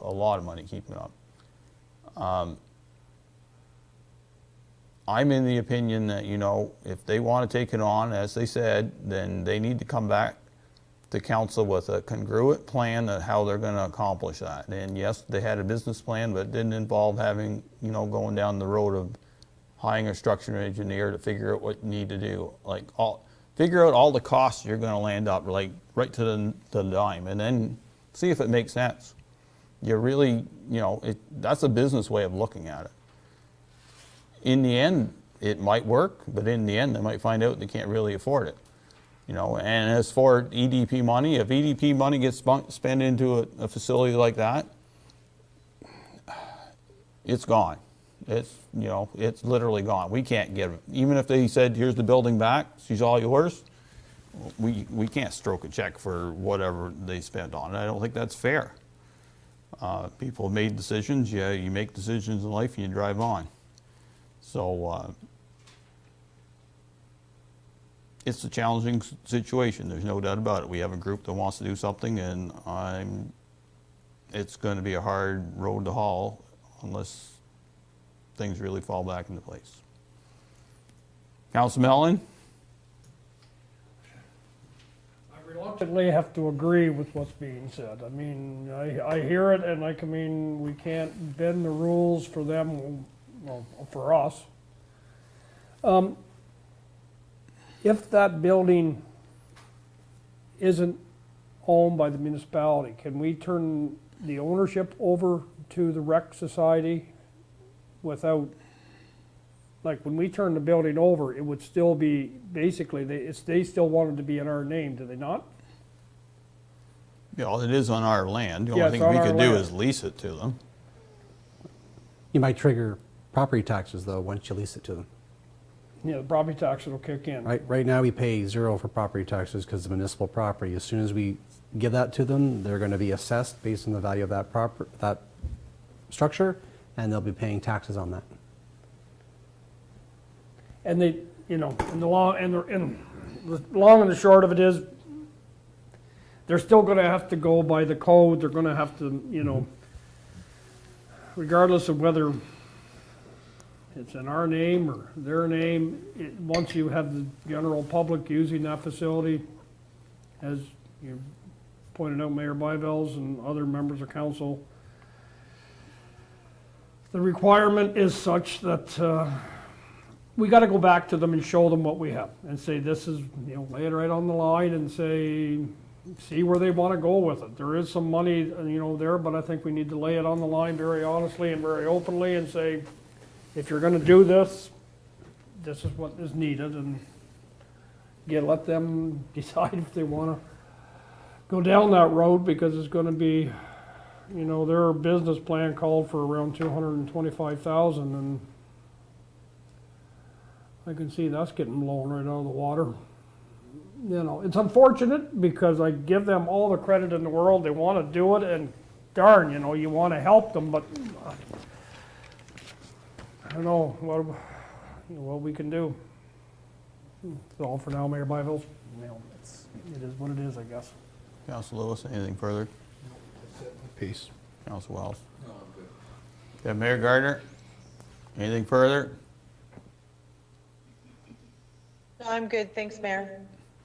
Okay, staff hasn't really got direction, but I think council's feeling is that it's going to be a challenging project, and if the committee wants to continue on with it, I believe they need to come up with a very detailed business plan instead of to add on to the one they had. And staff needs to show them the challenges that will be involved in doing so, and let them come up with if that's the plan they want to do, then how they're going to do it and bring it to council again.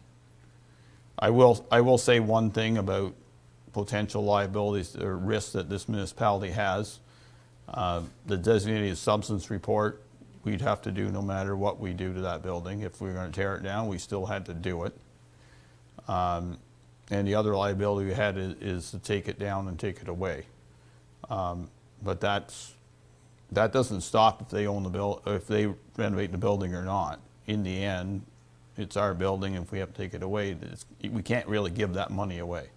The only thing we could even consider doing, and we really haven't budgeted it for, is the substance report, because we'll end up having to do it anyway. But somebody has to go through it from an engineering, structural, whatever point of view, and help them with a plan. They have the right goal. It's just a matter of we got to do it right. Anything further from any members of council at this time? Okay, thank you.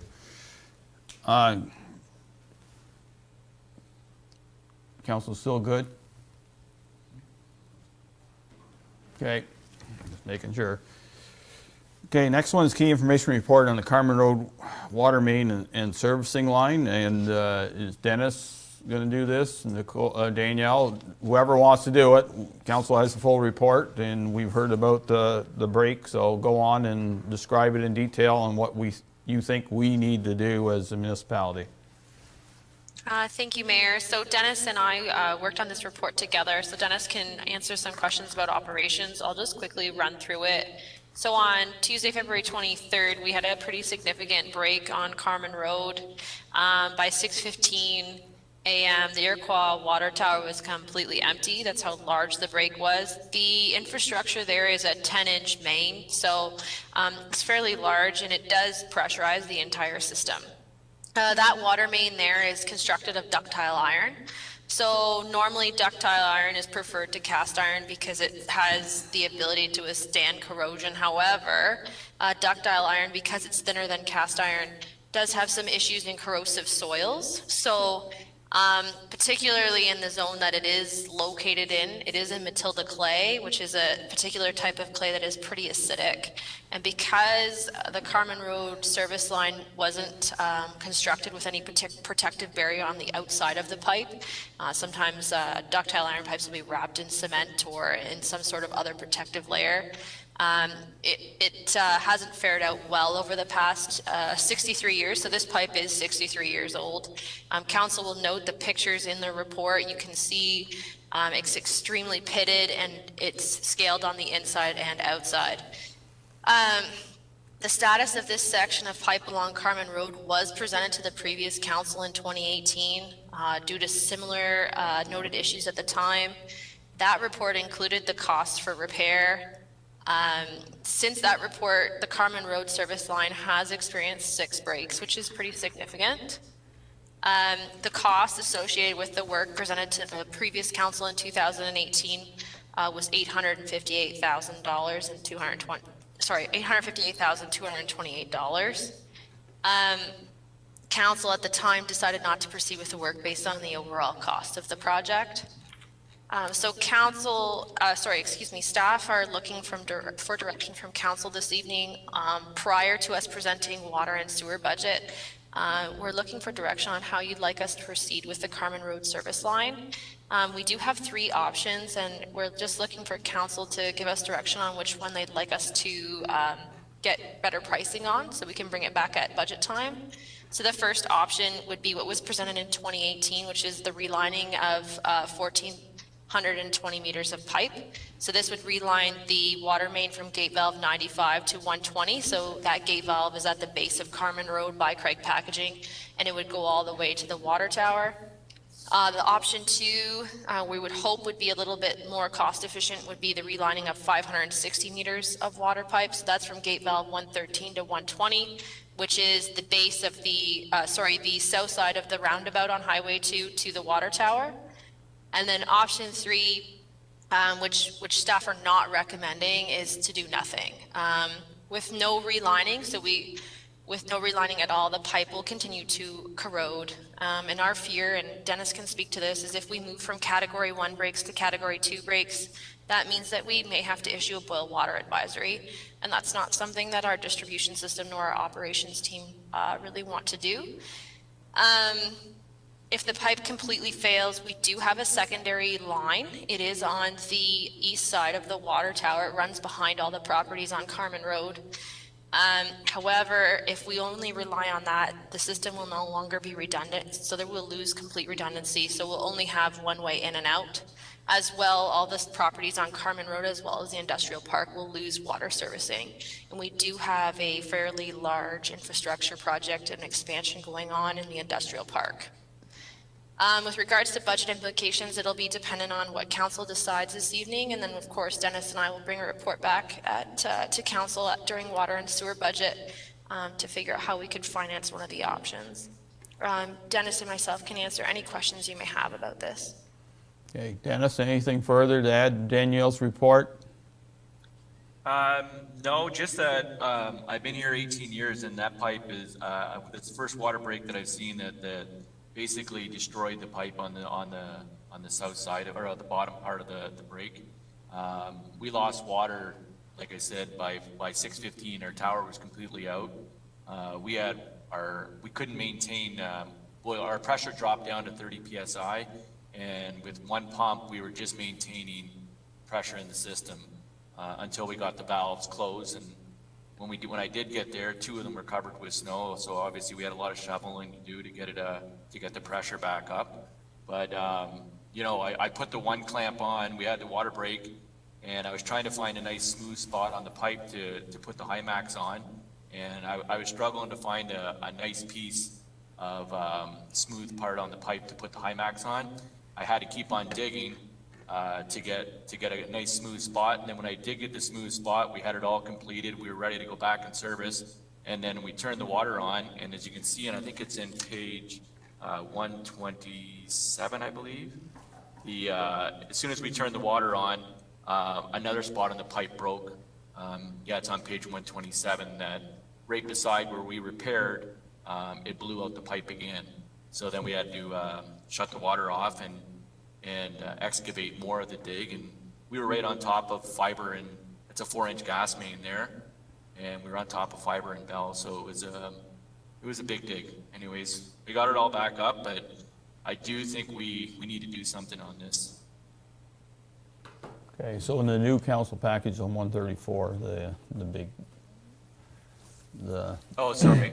Yeah, that's okay, Dennis, I understand there was a second package.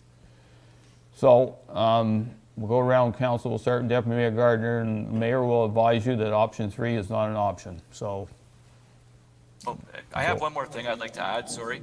Go ahead. So since this has happened, so what happens is when we run one pump, we don't want the second pump to come on in case it'll overpressurize the system, and then we'll have some more breaks. We could have 3 to 4 breaks. So we don't want the second pump coming on unless we go physically put it into manual. Since we did put a VFD system in, that's a variable frequency drive. I could set the pump to come up to whatever desired pressure it is. So if it's 50 or 60 PSI, whatever I set it to. So now I do feel like there's no question we have to do something with the pipe, but I just want to let you guys know that we're in a better shape than we were a week ago. So I had SCADA guys come in, and now if we do have one water break or a break that the pump can't keep up, a second pump will come on, and I have that second pump to only go up to 50 PSI. So a second pump, when it comes on, it won't overpressurize the system. It'll only go up to 50 PSI and maintain that. That's what the variable frequency drives do. So we are in a better shape than we were a little while ago. So anyways, I got the SCADA upgrades done last week, and I feel like more comfortable that way, but there's definitely the piping needs to be addressed. Okay, thank you. Deputy Mayor? Thanks, Mayor Byveld. So option 2, I just have a couple of questions. You put it in here as an option. Will it fix the problem now, or is this just you're trying to meet halfway? Do you want me to answer that, Daniel? No? Sure, yeah. Yeah, so just south of the roundabout, if we get that reline from there to the tower, it'll fix, like, my concern is having a break under the roundabout, and then we're digging up the roundabout. So we want to go just south. There's a valve just south of it where the hydrant is. I'd like to, reline that from there to the tower. That's our main infrastructure. And then if we happen to get a break somewhere else, we have other options, but that is a crucial part of the system. And, I think if we ever had a break under the roundabout, we're talking a lot of money to fix that. We won't talk about that flawed design, but if option 2 is something that can work, I'm not in favor sometimes of Band-Aid solutions if it's just going to create more problems. But if you're confident that the option 2 would take care of the majority of the concerns right now, I'm okay with option 2. I don't know if we could maybe get pricing for both to have a comparable, because I'm assuming the prices, like everything else, is probably jacked up quite a bit. But as long as you feel that option 2 is a viable option, then I'm okay with option 2, but I would like to see the pricing for both option 1 and option 2. I think relining or replacing, I almost hear it's the same price. I mean, obviously we're gonna have to do our homework and get these prices, but from what I understand, it's almost the same, but there's no construction and no digging in that, right? There'd be a little bit at each end, but not digging up the road or anything like that, so. Perfect, thank you. Thank you, Mayor. Council Wells. Yeah, thank you, Mayor. Just seems everything's starting to go away.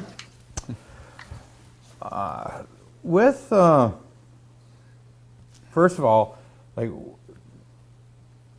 to talk, I guess the option right now, we're going back to a D class back in 2018, so I wouldn't even want to guess what it's going to cost, but is there any way, like, Dennis, instead of relining, that we can do, what's the size of a direct bore we can do with pipes, like a fused pipe? Well, I know you can go up to at least a 12-inch, because I've seen that done before, but as far as bigger than that, I don't know. I'd have to do some investigating on it. Well, we wouldn't have to go any bigger than 12-inch because we got 10-inch there now, correct? That's right.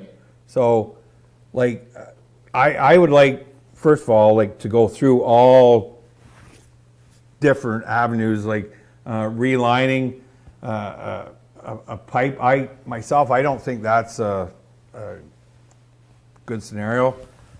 New pipe, a direct bore system with a completely like fused pipe going in is, I'm sure they've done it before. Maybe that's something we can check into, because for us to, option 2, like at the end of the day, I don't want to put a Band-Aid on anything. Like you said, this pipe's been here, what, 63 years now, I guess? And infrastructure has to be fixed. But by saying that, it's just, once you guys go out and see about direct boring, or maybe some spots to put, I would like to put a brand new like PVC pipe in, or reha pipe, whatever, like a water pipe in. But if we can get a direct bore thing that you can do a direct bore there, because that's not, that there is a forced main, right from the pump that pumps it all the way up to the tower, correct? I would take it. Well, it has different routes to get to the tower, but it's the main line that goes to the tower. Okay. But it's gravity fed from the tower. So once it fills to the tower, it's the main line leaving the tower too, because once the pump shut off, then it's gravity fed from the tower. Okay. But I would just like to address, I don't think, just so you're aware, I don't think we're putting a Band-Aid on if we did do a relining. Relining is very well known out in the industry. They reline it with PVC inside the pipe. Okay. So what they do is, so if we're at just say our pipe's at a 10-inch, they reline that, and they may take off an inch of the pipe, like with the plastic, the PVC inside the pipe. You may be down to a 9-inch, but it's still, you have the metal plus you have the 1-inch plastic, and what they do after that is they go through with a camera and they drill out the old, like they drill out the services. We've done it in the Morrisburg Plaza with the sewer line. There's a few projects that we've done here in the town, and the warranty is kind of similar, like, I don't think it's a Band-Aid, though, that's all I'm saying. I think you'd be quite happy with it. Okay, no, it's, there's a lot of new stuff out there, and I fully would take your recommendation on it. I'm just thinking of ways to try to save money at the end of the day. I have no issues, like we said, we definitely have to go back out to, if we decide to go with option 2, we'll have to see how the budget, when we do the budget, how we're gonna do it. Because we're not gonna, personally myself, I'm not gonna vote to go out for a Class D quote, then come back later with the Class A. Like, if we're gonna do it, we're gonna get a quote, and either we're gonna go out for tender or we're not gonna go out for tender. So, not just, okay, this is gonna be hypothetically so much. We'll, if council decides whatever option we take, to go out and get a thing and move forward and figure out how we're going to pay for it, because at the end of the day, like Danielle said, and that we're all in the Class 2 brakes and all that. The Class 1 you had, I don't think it can get much worse. Like, you drain the tower and everything, and you got pumps just at the point. But I like the idea where you had them come in and set up that the other one's gonna, if it happens again, which it probably will before we get this fixed, that it's more controllable now, and with less problems having brakes when we're fixing one. So, anyways, Yeah, we'll move forward and see what it comes. We're getting prices and go from there, I guess, Mayor. Yeah, my concern was, like, if we have an operator that's 45 minutes away, by the time they get dressed in the middle of the night and come out, the pump wouldn't have came on, so that's why I made this switch with the VFD. Yep. Good stuff, Dennis. Councilor Lewis? Dennis, when they repaved the Carmen Road up to the locks, did they not replace some of the water line in that area? Or did they not? No, they never did. They replaced the sewer line on the sidewalk. Okay, Yeah, they replaced the sewer line, but not the water. okay. The water's on the, as it goes down, it crosses over, and once it gets down to Bridlewood, it crosses over and it ends up being on the west side. Okay, I knew they did some kind of piping up there, but I couldn't remember what it was, if it was water or sewer. Yeah, that was storm and sewer they relined. Okay. What I would like to see is pricing on both option 1 and option 2, just to see what the difference is in price. I understand that you're saying if we do gate valve 113 to 120, we should be safe, but it would be nice to see what it would cost to do from 95 to 120, to compare oranges to oranges. Yeah, I agree. And you know what? We've had lots of breaks from the Carmen house, to the roundabout. Like, we just had 6 breaks from valve 113 to 120 since 2018, but we've had tons of breaks. Well, we've had like 4 or 5 breaks from Craig Packaging to the roundabout as well. So the whole pipe is, to me, in my opinion, is shot. But I mean, it needs to be addressed. Let's put it that way. Well, I don't mind going with option 2, but I'd just like to see what the difference is between 1 and 2. You know, if it's not a big amount of money, why don't we just do the whole thing in one shot? So that's what I like to see. I like to see both prices. Thank you, Mr. Mayor. I mean, we can get prices on both of that. We can, and for Councillor Wells, we can get prices on directional bore. I can see what that's going to cost, but I think no matter what, I think it's going to be expensive. Okay, Councilor Mellon? Yeah, I mean, cost it out for option 1 and option 2. Find out what it is, as Councillor Wells has mentioned, directional bore. I don't care how it's in there, just find out what get a good firm price and find out what the price, and bring it back to us. Which you've already mentioned, Mayor Byvel's option 3. Won't work this time. No, sir, it's not gonna work at this council The table. scary part on this, and I don't know, this may be a footnote, have we got any type of way of tracking how much pipe we got in Iroquois, Morrisburg is of the same vintage and make? Because boy, I think, like, Ontario Street was a start where I think this is just the start of it. I mean, I think it'd be nice to have that if we had, and then we can start looking at these, because these pipes are all gonna start to fail. I can guarantee you, it's just like on the farm, It's just they're just gonna be rolling off like ducks. If there's any way that we have that kind of inventory, that we know what we got, and maybe we can come up with some kind of plan, You'd hate to tear a pipe out that isn't broke, but I'm quite sure these pipes, if they're all the same age, same type, they're gonna start failing in the next, 1, 2, 5, or 10 years. So it's just a matter of time before we're gonna empty a lot of water towers. Well, I think that's part of our asset management plan. Go ahead, Danielle. That's what I was just gonna say. Yeah, we were both Yeah, gonna say so that. we are categories Okay. and everything, so in the end, we'll know.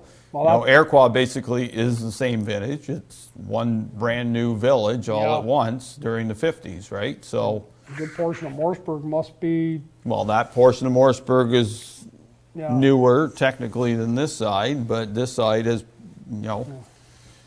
it's all age stuff, and this is just, you're right, this is just the start. So,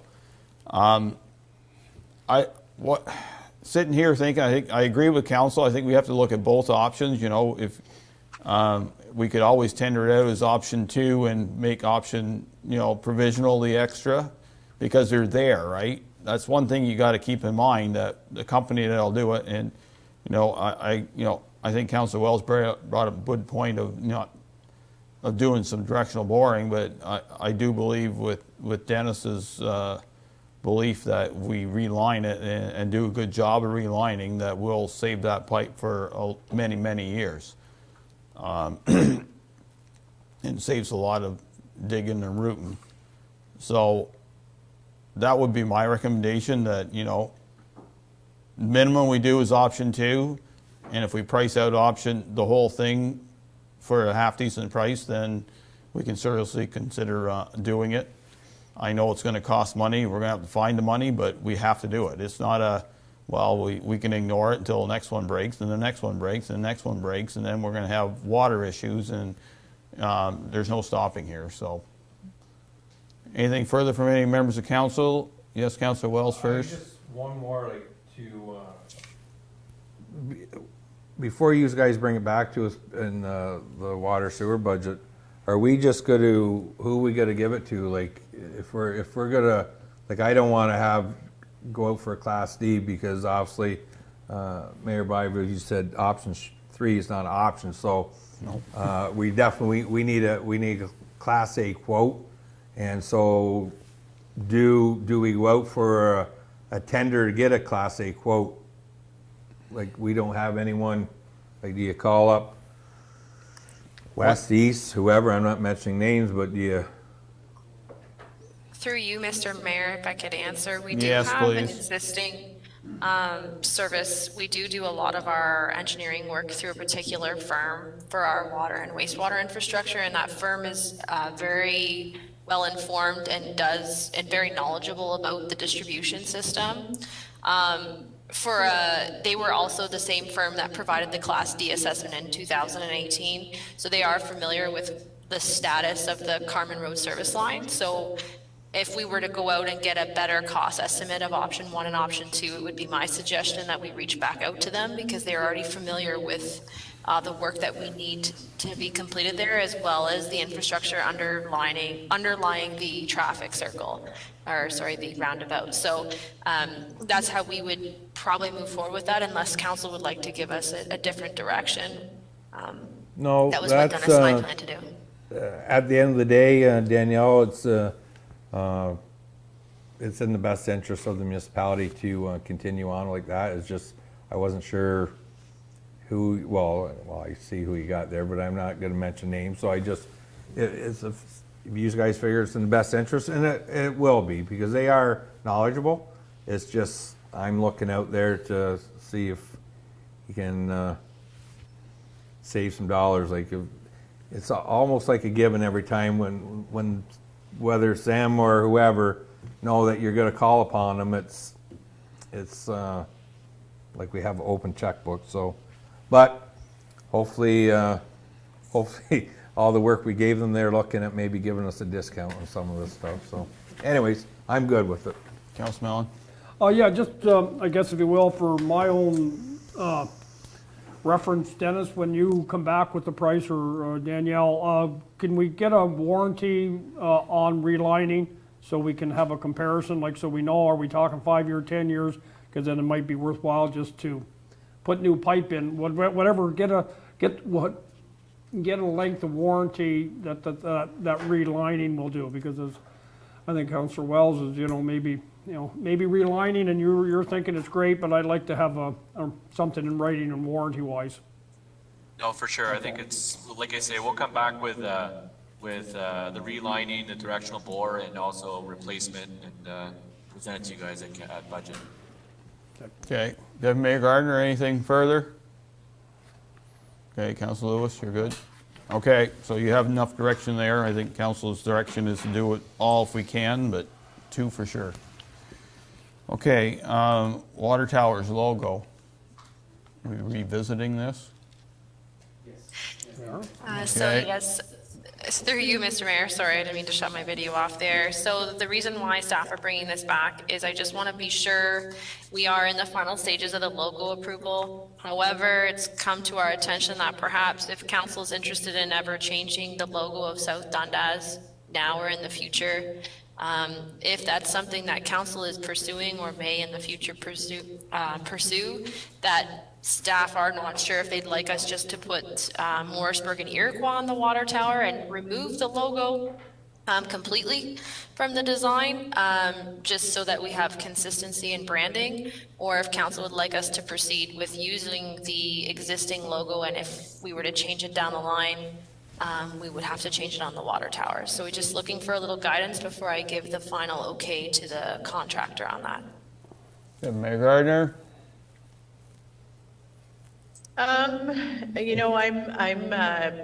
not a fan of the logo, to be honest with you. But having said that, sitting at this table for 2.5 years, I can't see a time or a place where I would want to spend the money to rebrand the municipality, because we seem to have water pipes and roads and all that fun stuff to take care of.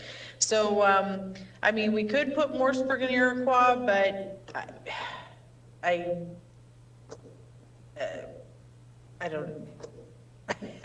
don't really know what to say. I mean, can we do it without the logo and say Municipality of South Dundas on the side? Like, I think you have to have something to kind of frame it. The water towers aren't that, no offense, Dennis, but they aren't that big a deal. They're just supposed to blend into the landscape. They're not supposed to be whatever. So even if we did do a rebranding exercise, there might be some in the municipality where it would bother them that it didn't match, but it's not, it's just there. It's so I know that I'm not giving you much of an answer, but to be honest with you, I'm not, I don't really care either way. I'll listen to what the rest of the table says. I mean, we could just do Morrisburg and Iroquois in very crisp, very big letters, and then we'd be done with it and just get out of the logo business on the water towers might be a good idea too. Okay, just to let you know and refresh your memory, the Township of North Glengarry is very proud of their Village of Maxville water tower, so water towers sometimes matter. And we decided not to make ours pretty, so guess what? It's just standard, and it doesn't matter in South Dundas. Okay, keep that in mind. Okay, my direction to staff is just to leave it the way it is, use our logos. I'm not going to be the council that we're going to change our logo, and you look around at all the nameplates and our, first of all my stuff I bought, I would have to get new, so we're wasting money. So no, we'll stick with the logo. next council, whatever, wants to change it, it's not like they're painted on anymore. They're just, it's just a sticker. So anyways, no, keep it the same. We already planned that and move forward. Councilor Lewis? Well, I'm proud to live in South Dundas. I love our logo, and I think they should be on the Iroquois and Morseburg water tower. I think that logo has something that people, citizens of South Dundas, can talk about to other people that don't live here. So I want to see those logos on there. No, I mean, I'm in this branding business and changing logos and branding and change it more than I change my socks. Let's just leave it the way it is. Go on. I mean, I'm not totally sold on that whole marketing scheme anyway. So just, to me, just leave it the way we had talked about it. Yeah. Marketing scheme. It's not marketing scheme, it's, Well, it's your identity. It's our identity, but what's an identity if you're going to change it after what we've had this one, like, you know, if you can't, we've changed the colors. I got a yellow t-shirt at home with The brown. Yeah. So we got to be consistent instead of changing. And the consistency, to me, is the key. So why do we, start changing colors and logos and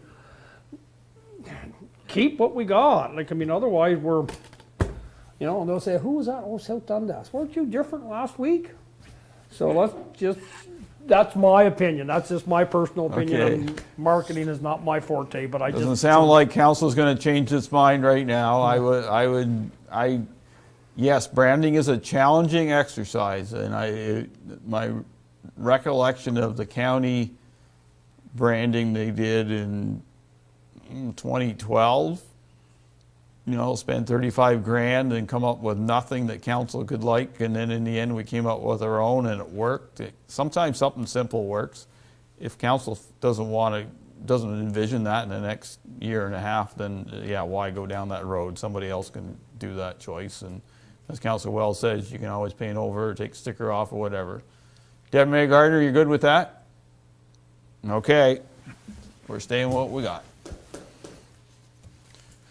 Okay, key information report on the Canada Healthy Communities Initiative. Kaylin?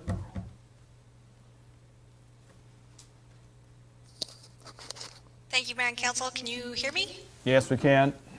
Okay, perfect. So the Healthy Communities Initiative is a grant fund that has come about in response to COVID in order to transform public spaces. So there's 2 intakes for this grant. The first is tomorrow evening, and then the second is later in June. So what we want to talk about tonight is, originally we didn't think that we would have time to put together an application for the first intake. I was able to speak with a grant advisor on Friday of last week, and we determined that a couple of the projects that staff had in mind were good fits. One of them was the expansion of the lending library to add some more equipment to the lending library.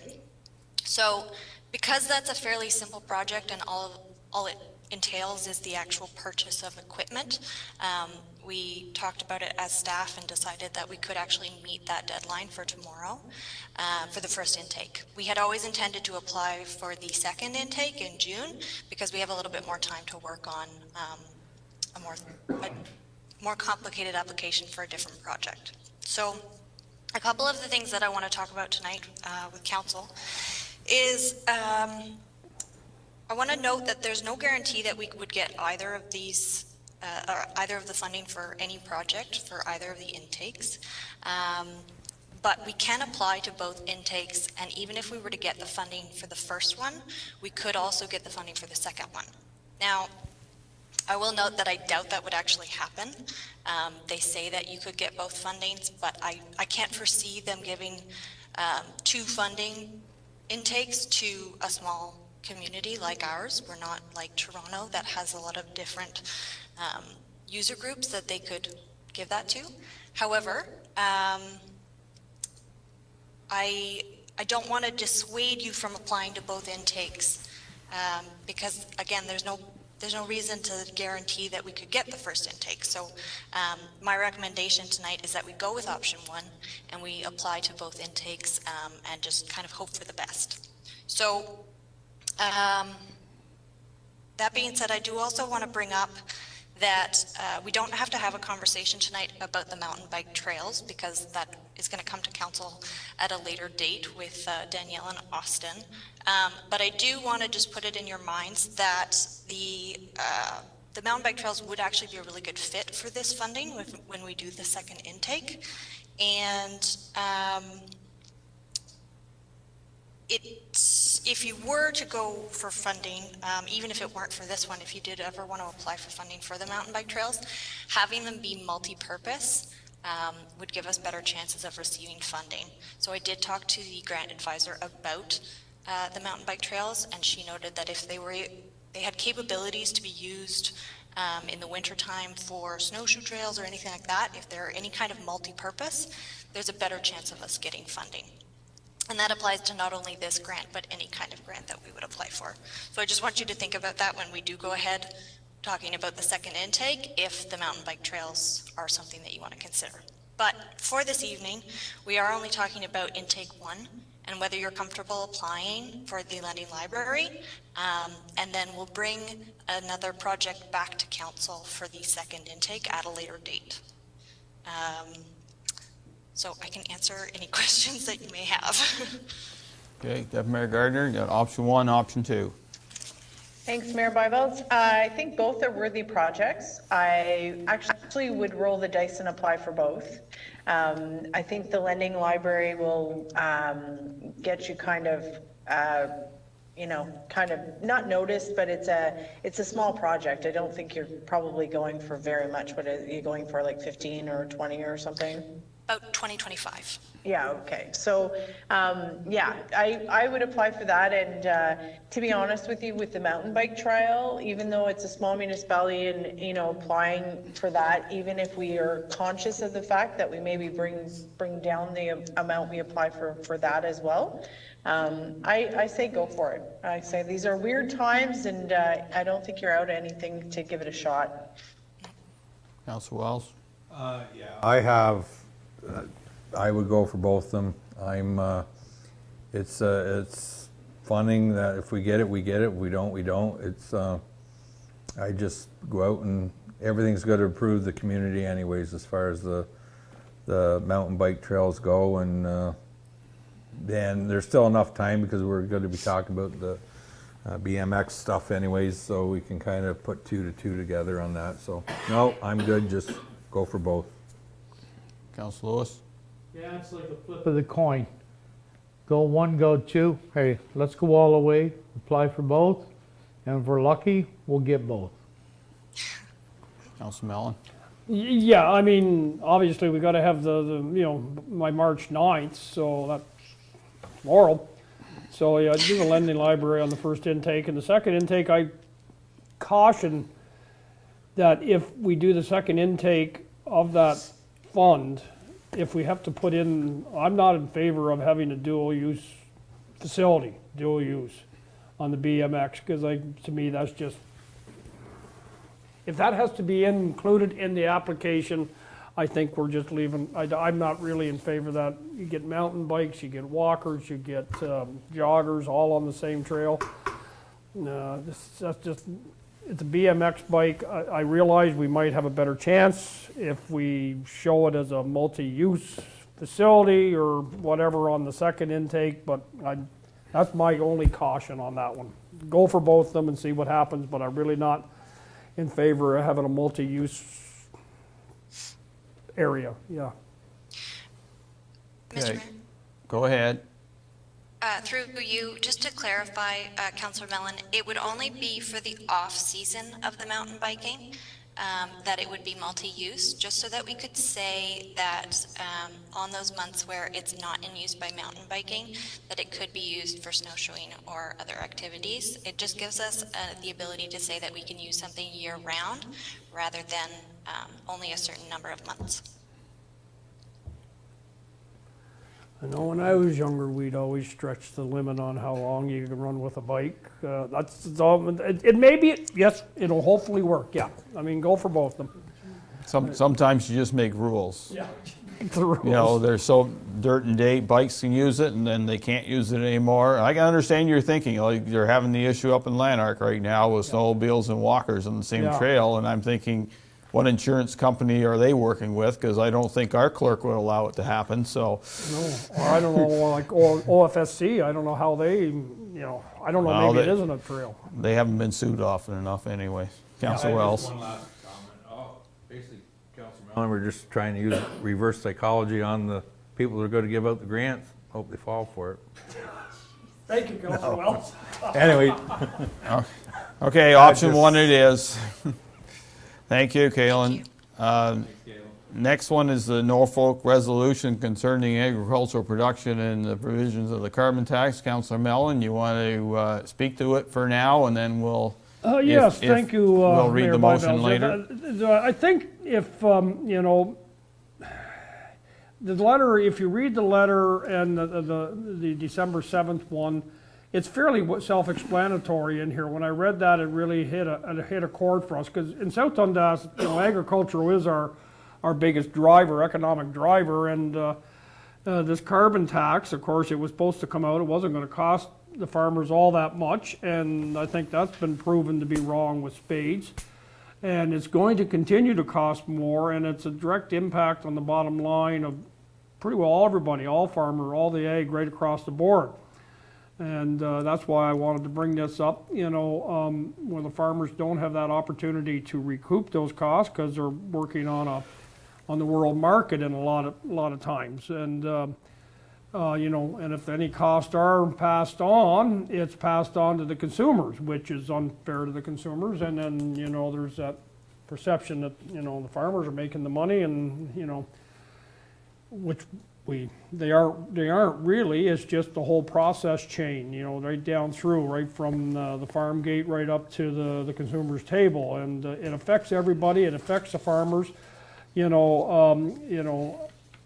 If you read that letter, it really strikes a chord, because we are trying to our tree canopy policy and whatnot, and trying to sequester carbon, and doing what we can.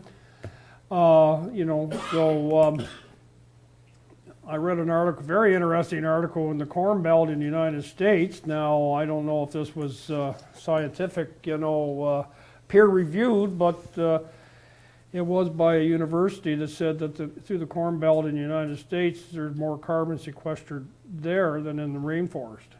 And if you talk about corn and soybeans and wheat and croplands, there is a lot, and that's never ever mentioned. So the ag community, I think, does its share of trying to be green.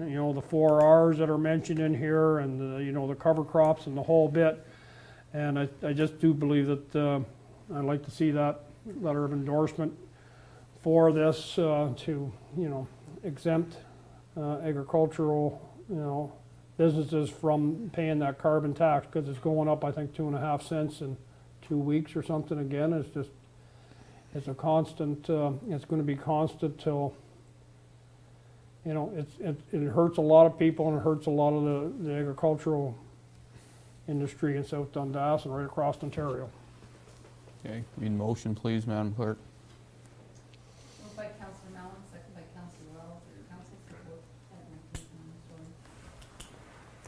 Moved by Councilor Mellon, second by Councilor Wells, that Council supports the Norfolk County's request to the Government of Canada to exclude all of farm fuels used in agricultural production from the provisions of the carbon tax.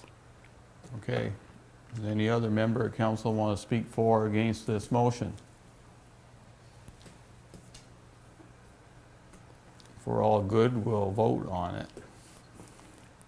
All heard the motion, those in favor? Opposed, if any? Motion carries. Thank you. You spoke very eloquently, Councilor Mellon. I don't think there was much more to add. No notices of motion this evening, Madam Clerk? Okay, so before we go into closed session, and I'll have the clerk read the closed session motion, I'd like to thank council so far for their input. I'd like to thank all staff for their work and input this evening. And I'd also like to thank the audience for participating in our meeting tonight. Once we go out of close later on, the only thing that we will be discussing is the ratification bylaw, so this will be it for this evening. So go ahead. Moved by Deputy Mayor Gardner, second by Councillor Lewis, that the Council of the Municipality of South Dundas proceed in camera pursuant to Section 239B of the Municipal Act 2001 concerning litigation or potential litigation, including matters before the administrative tribunals affecting the municipality or local board. All heard the motion. Those in favor, opposed if any, motion carries. Thank you very much. Good.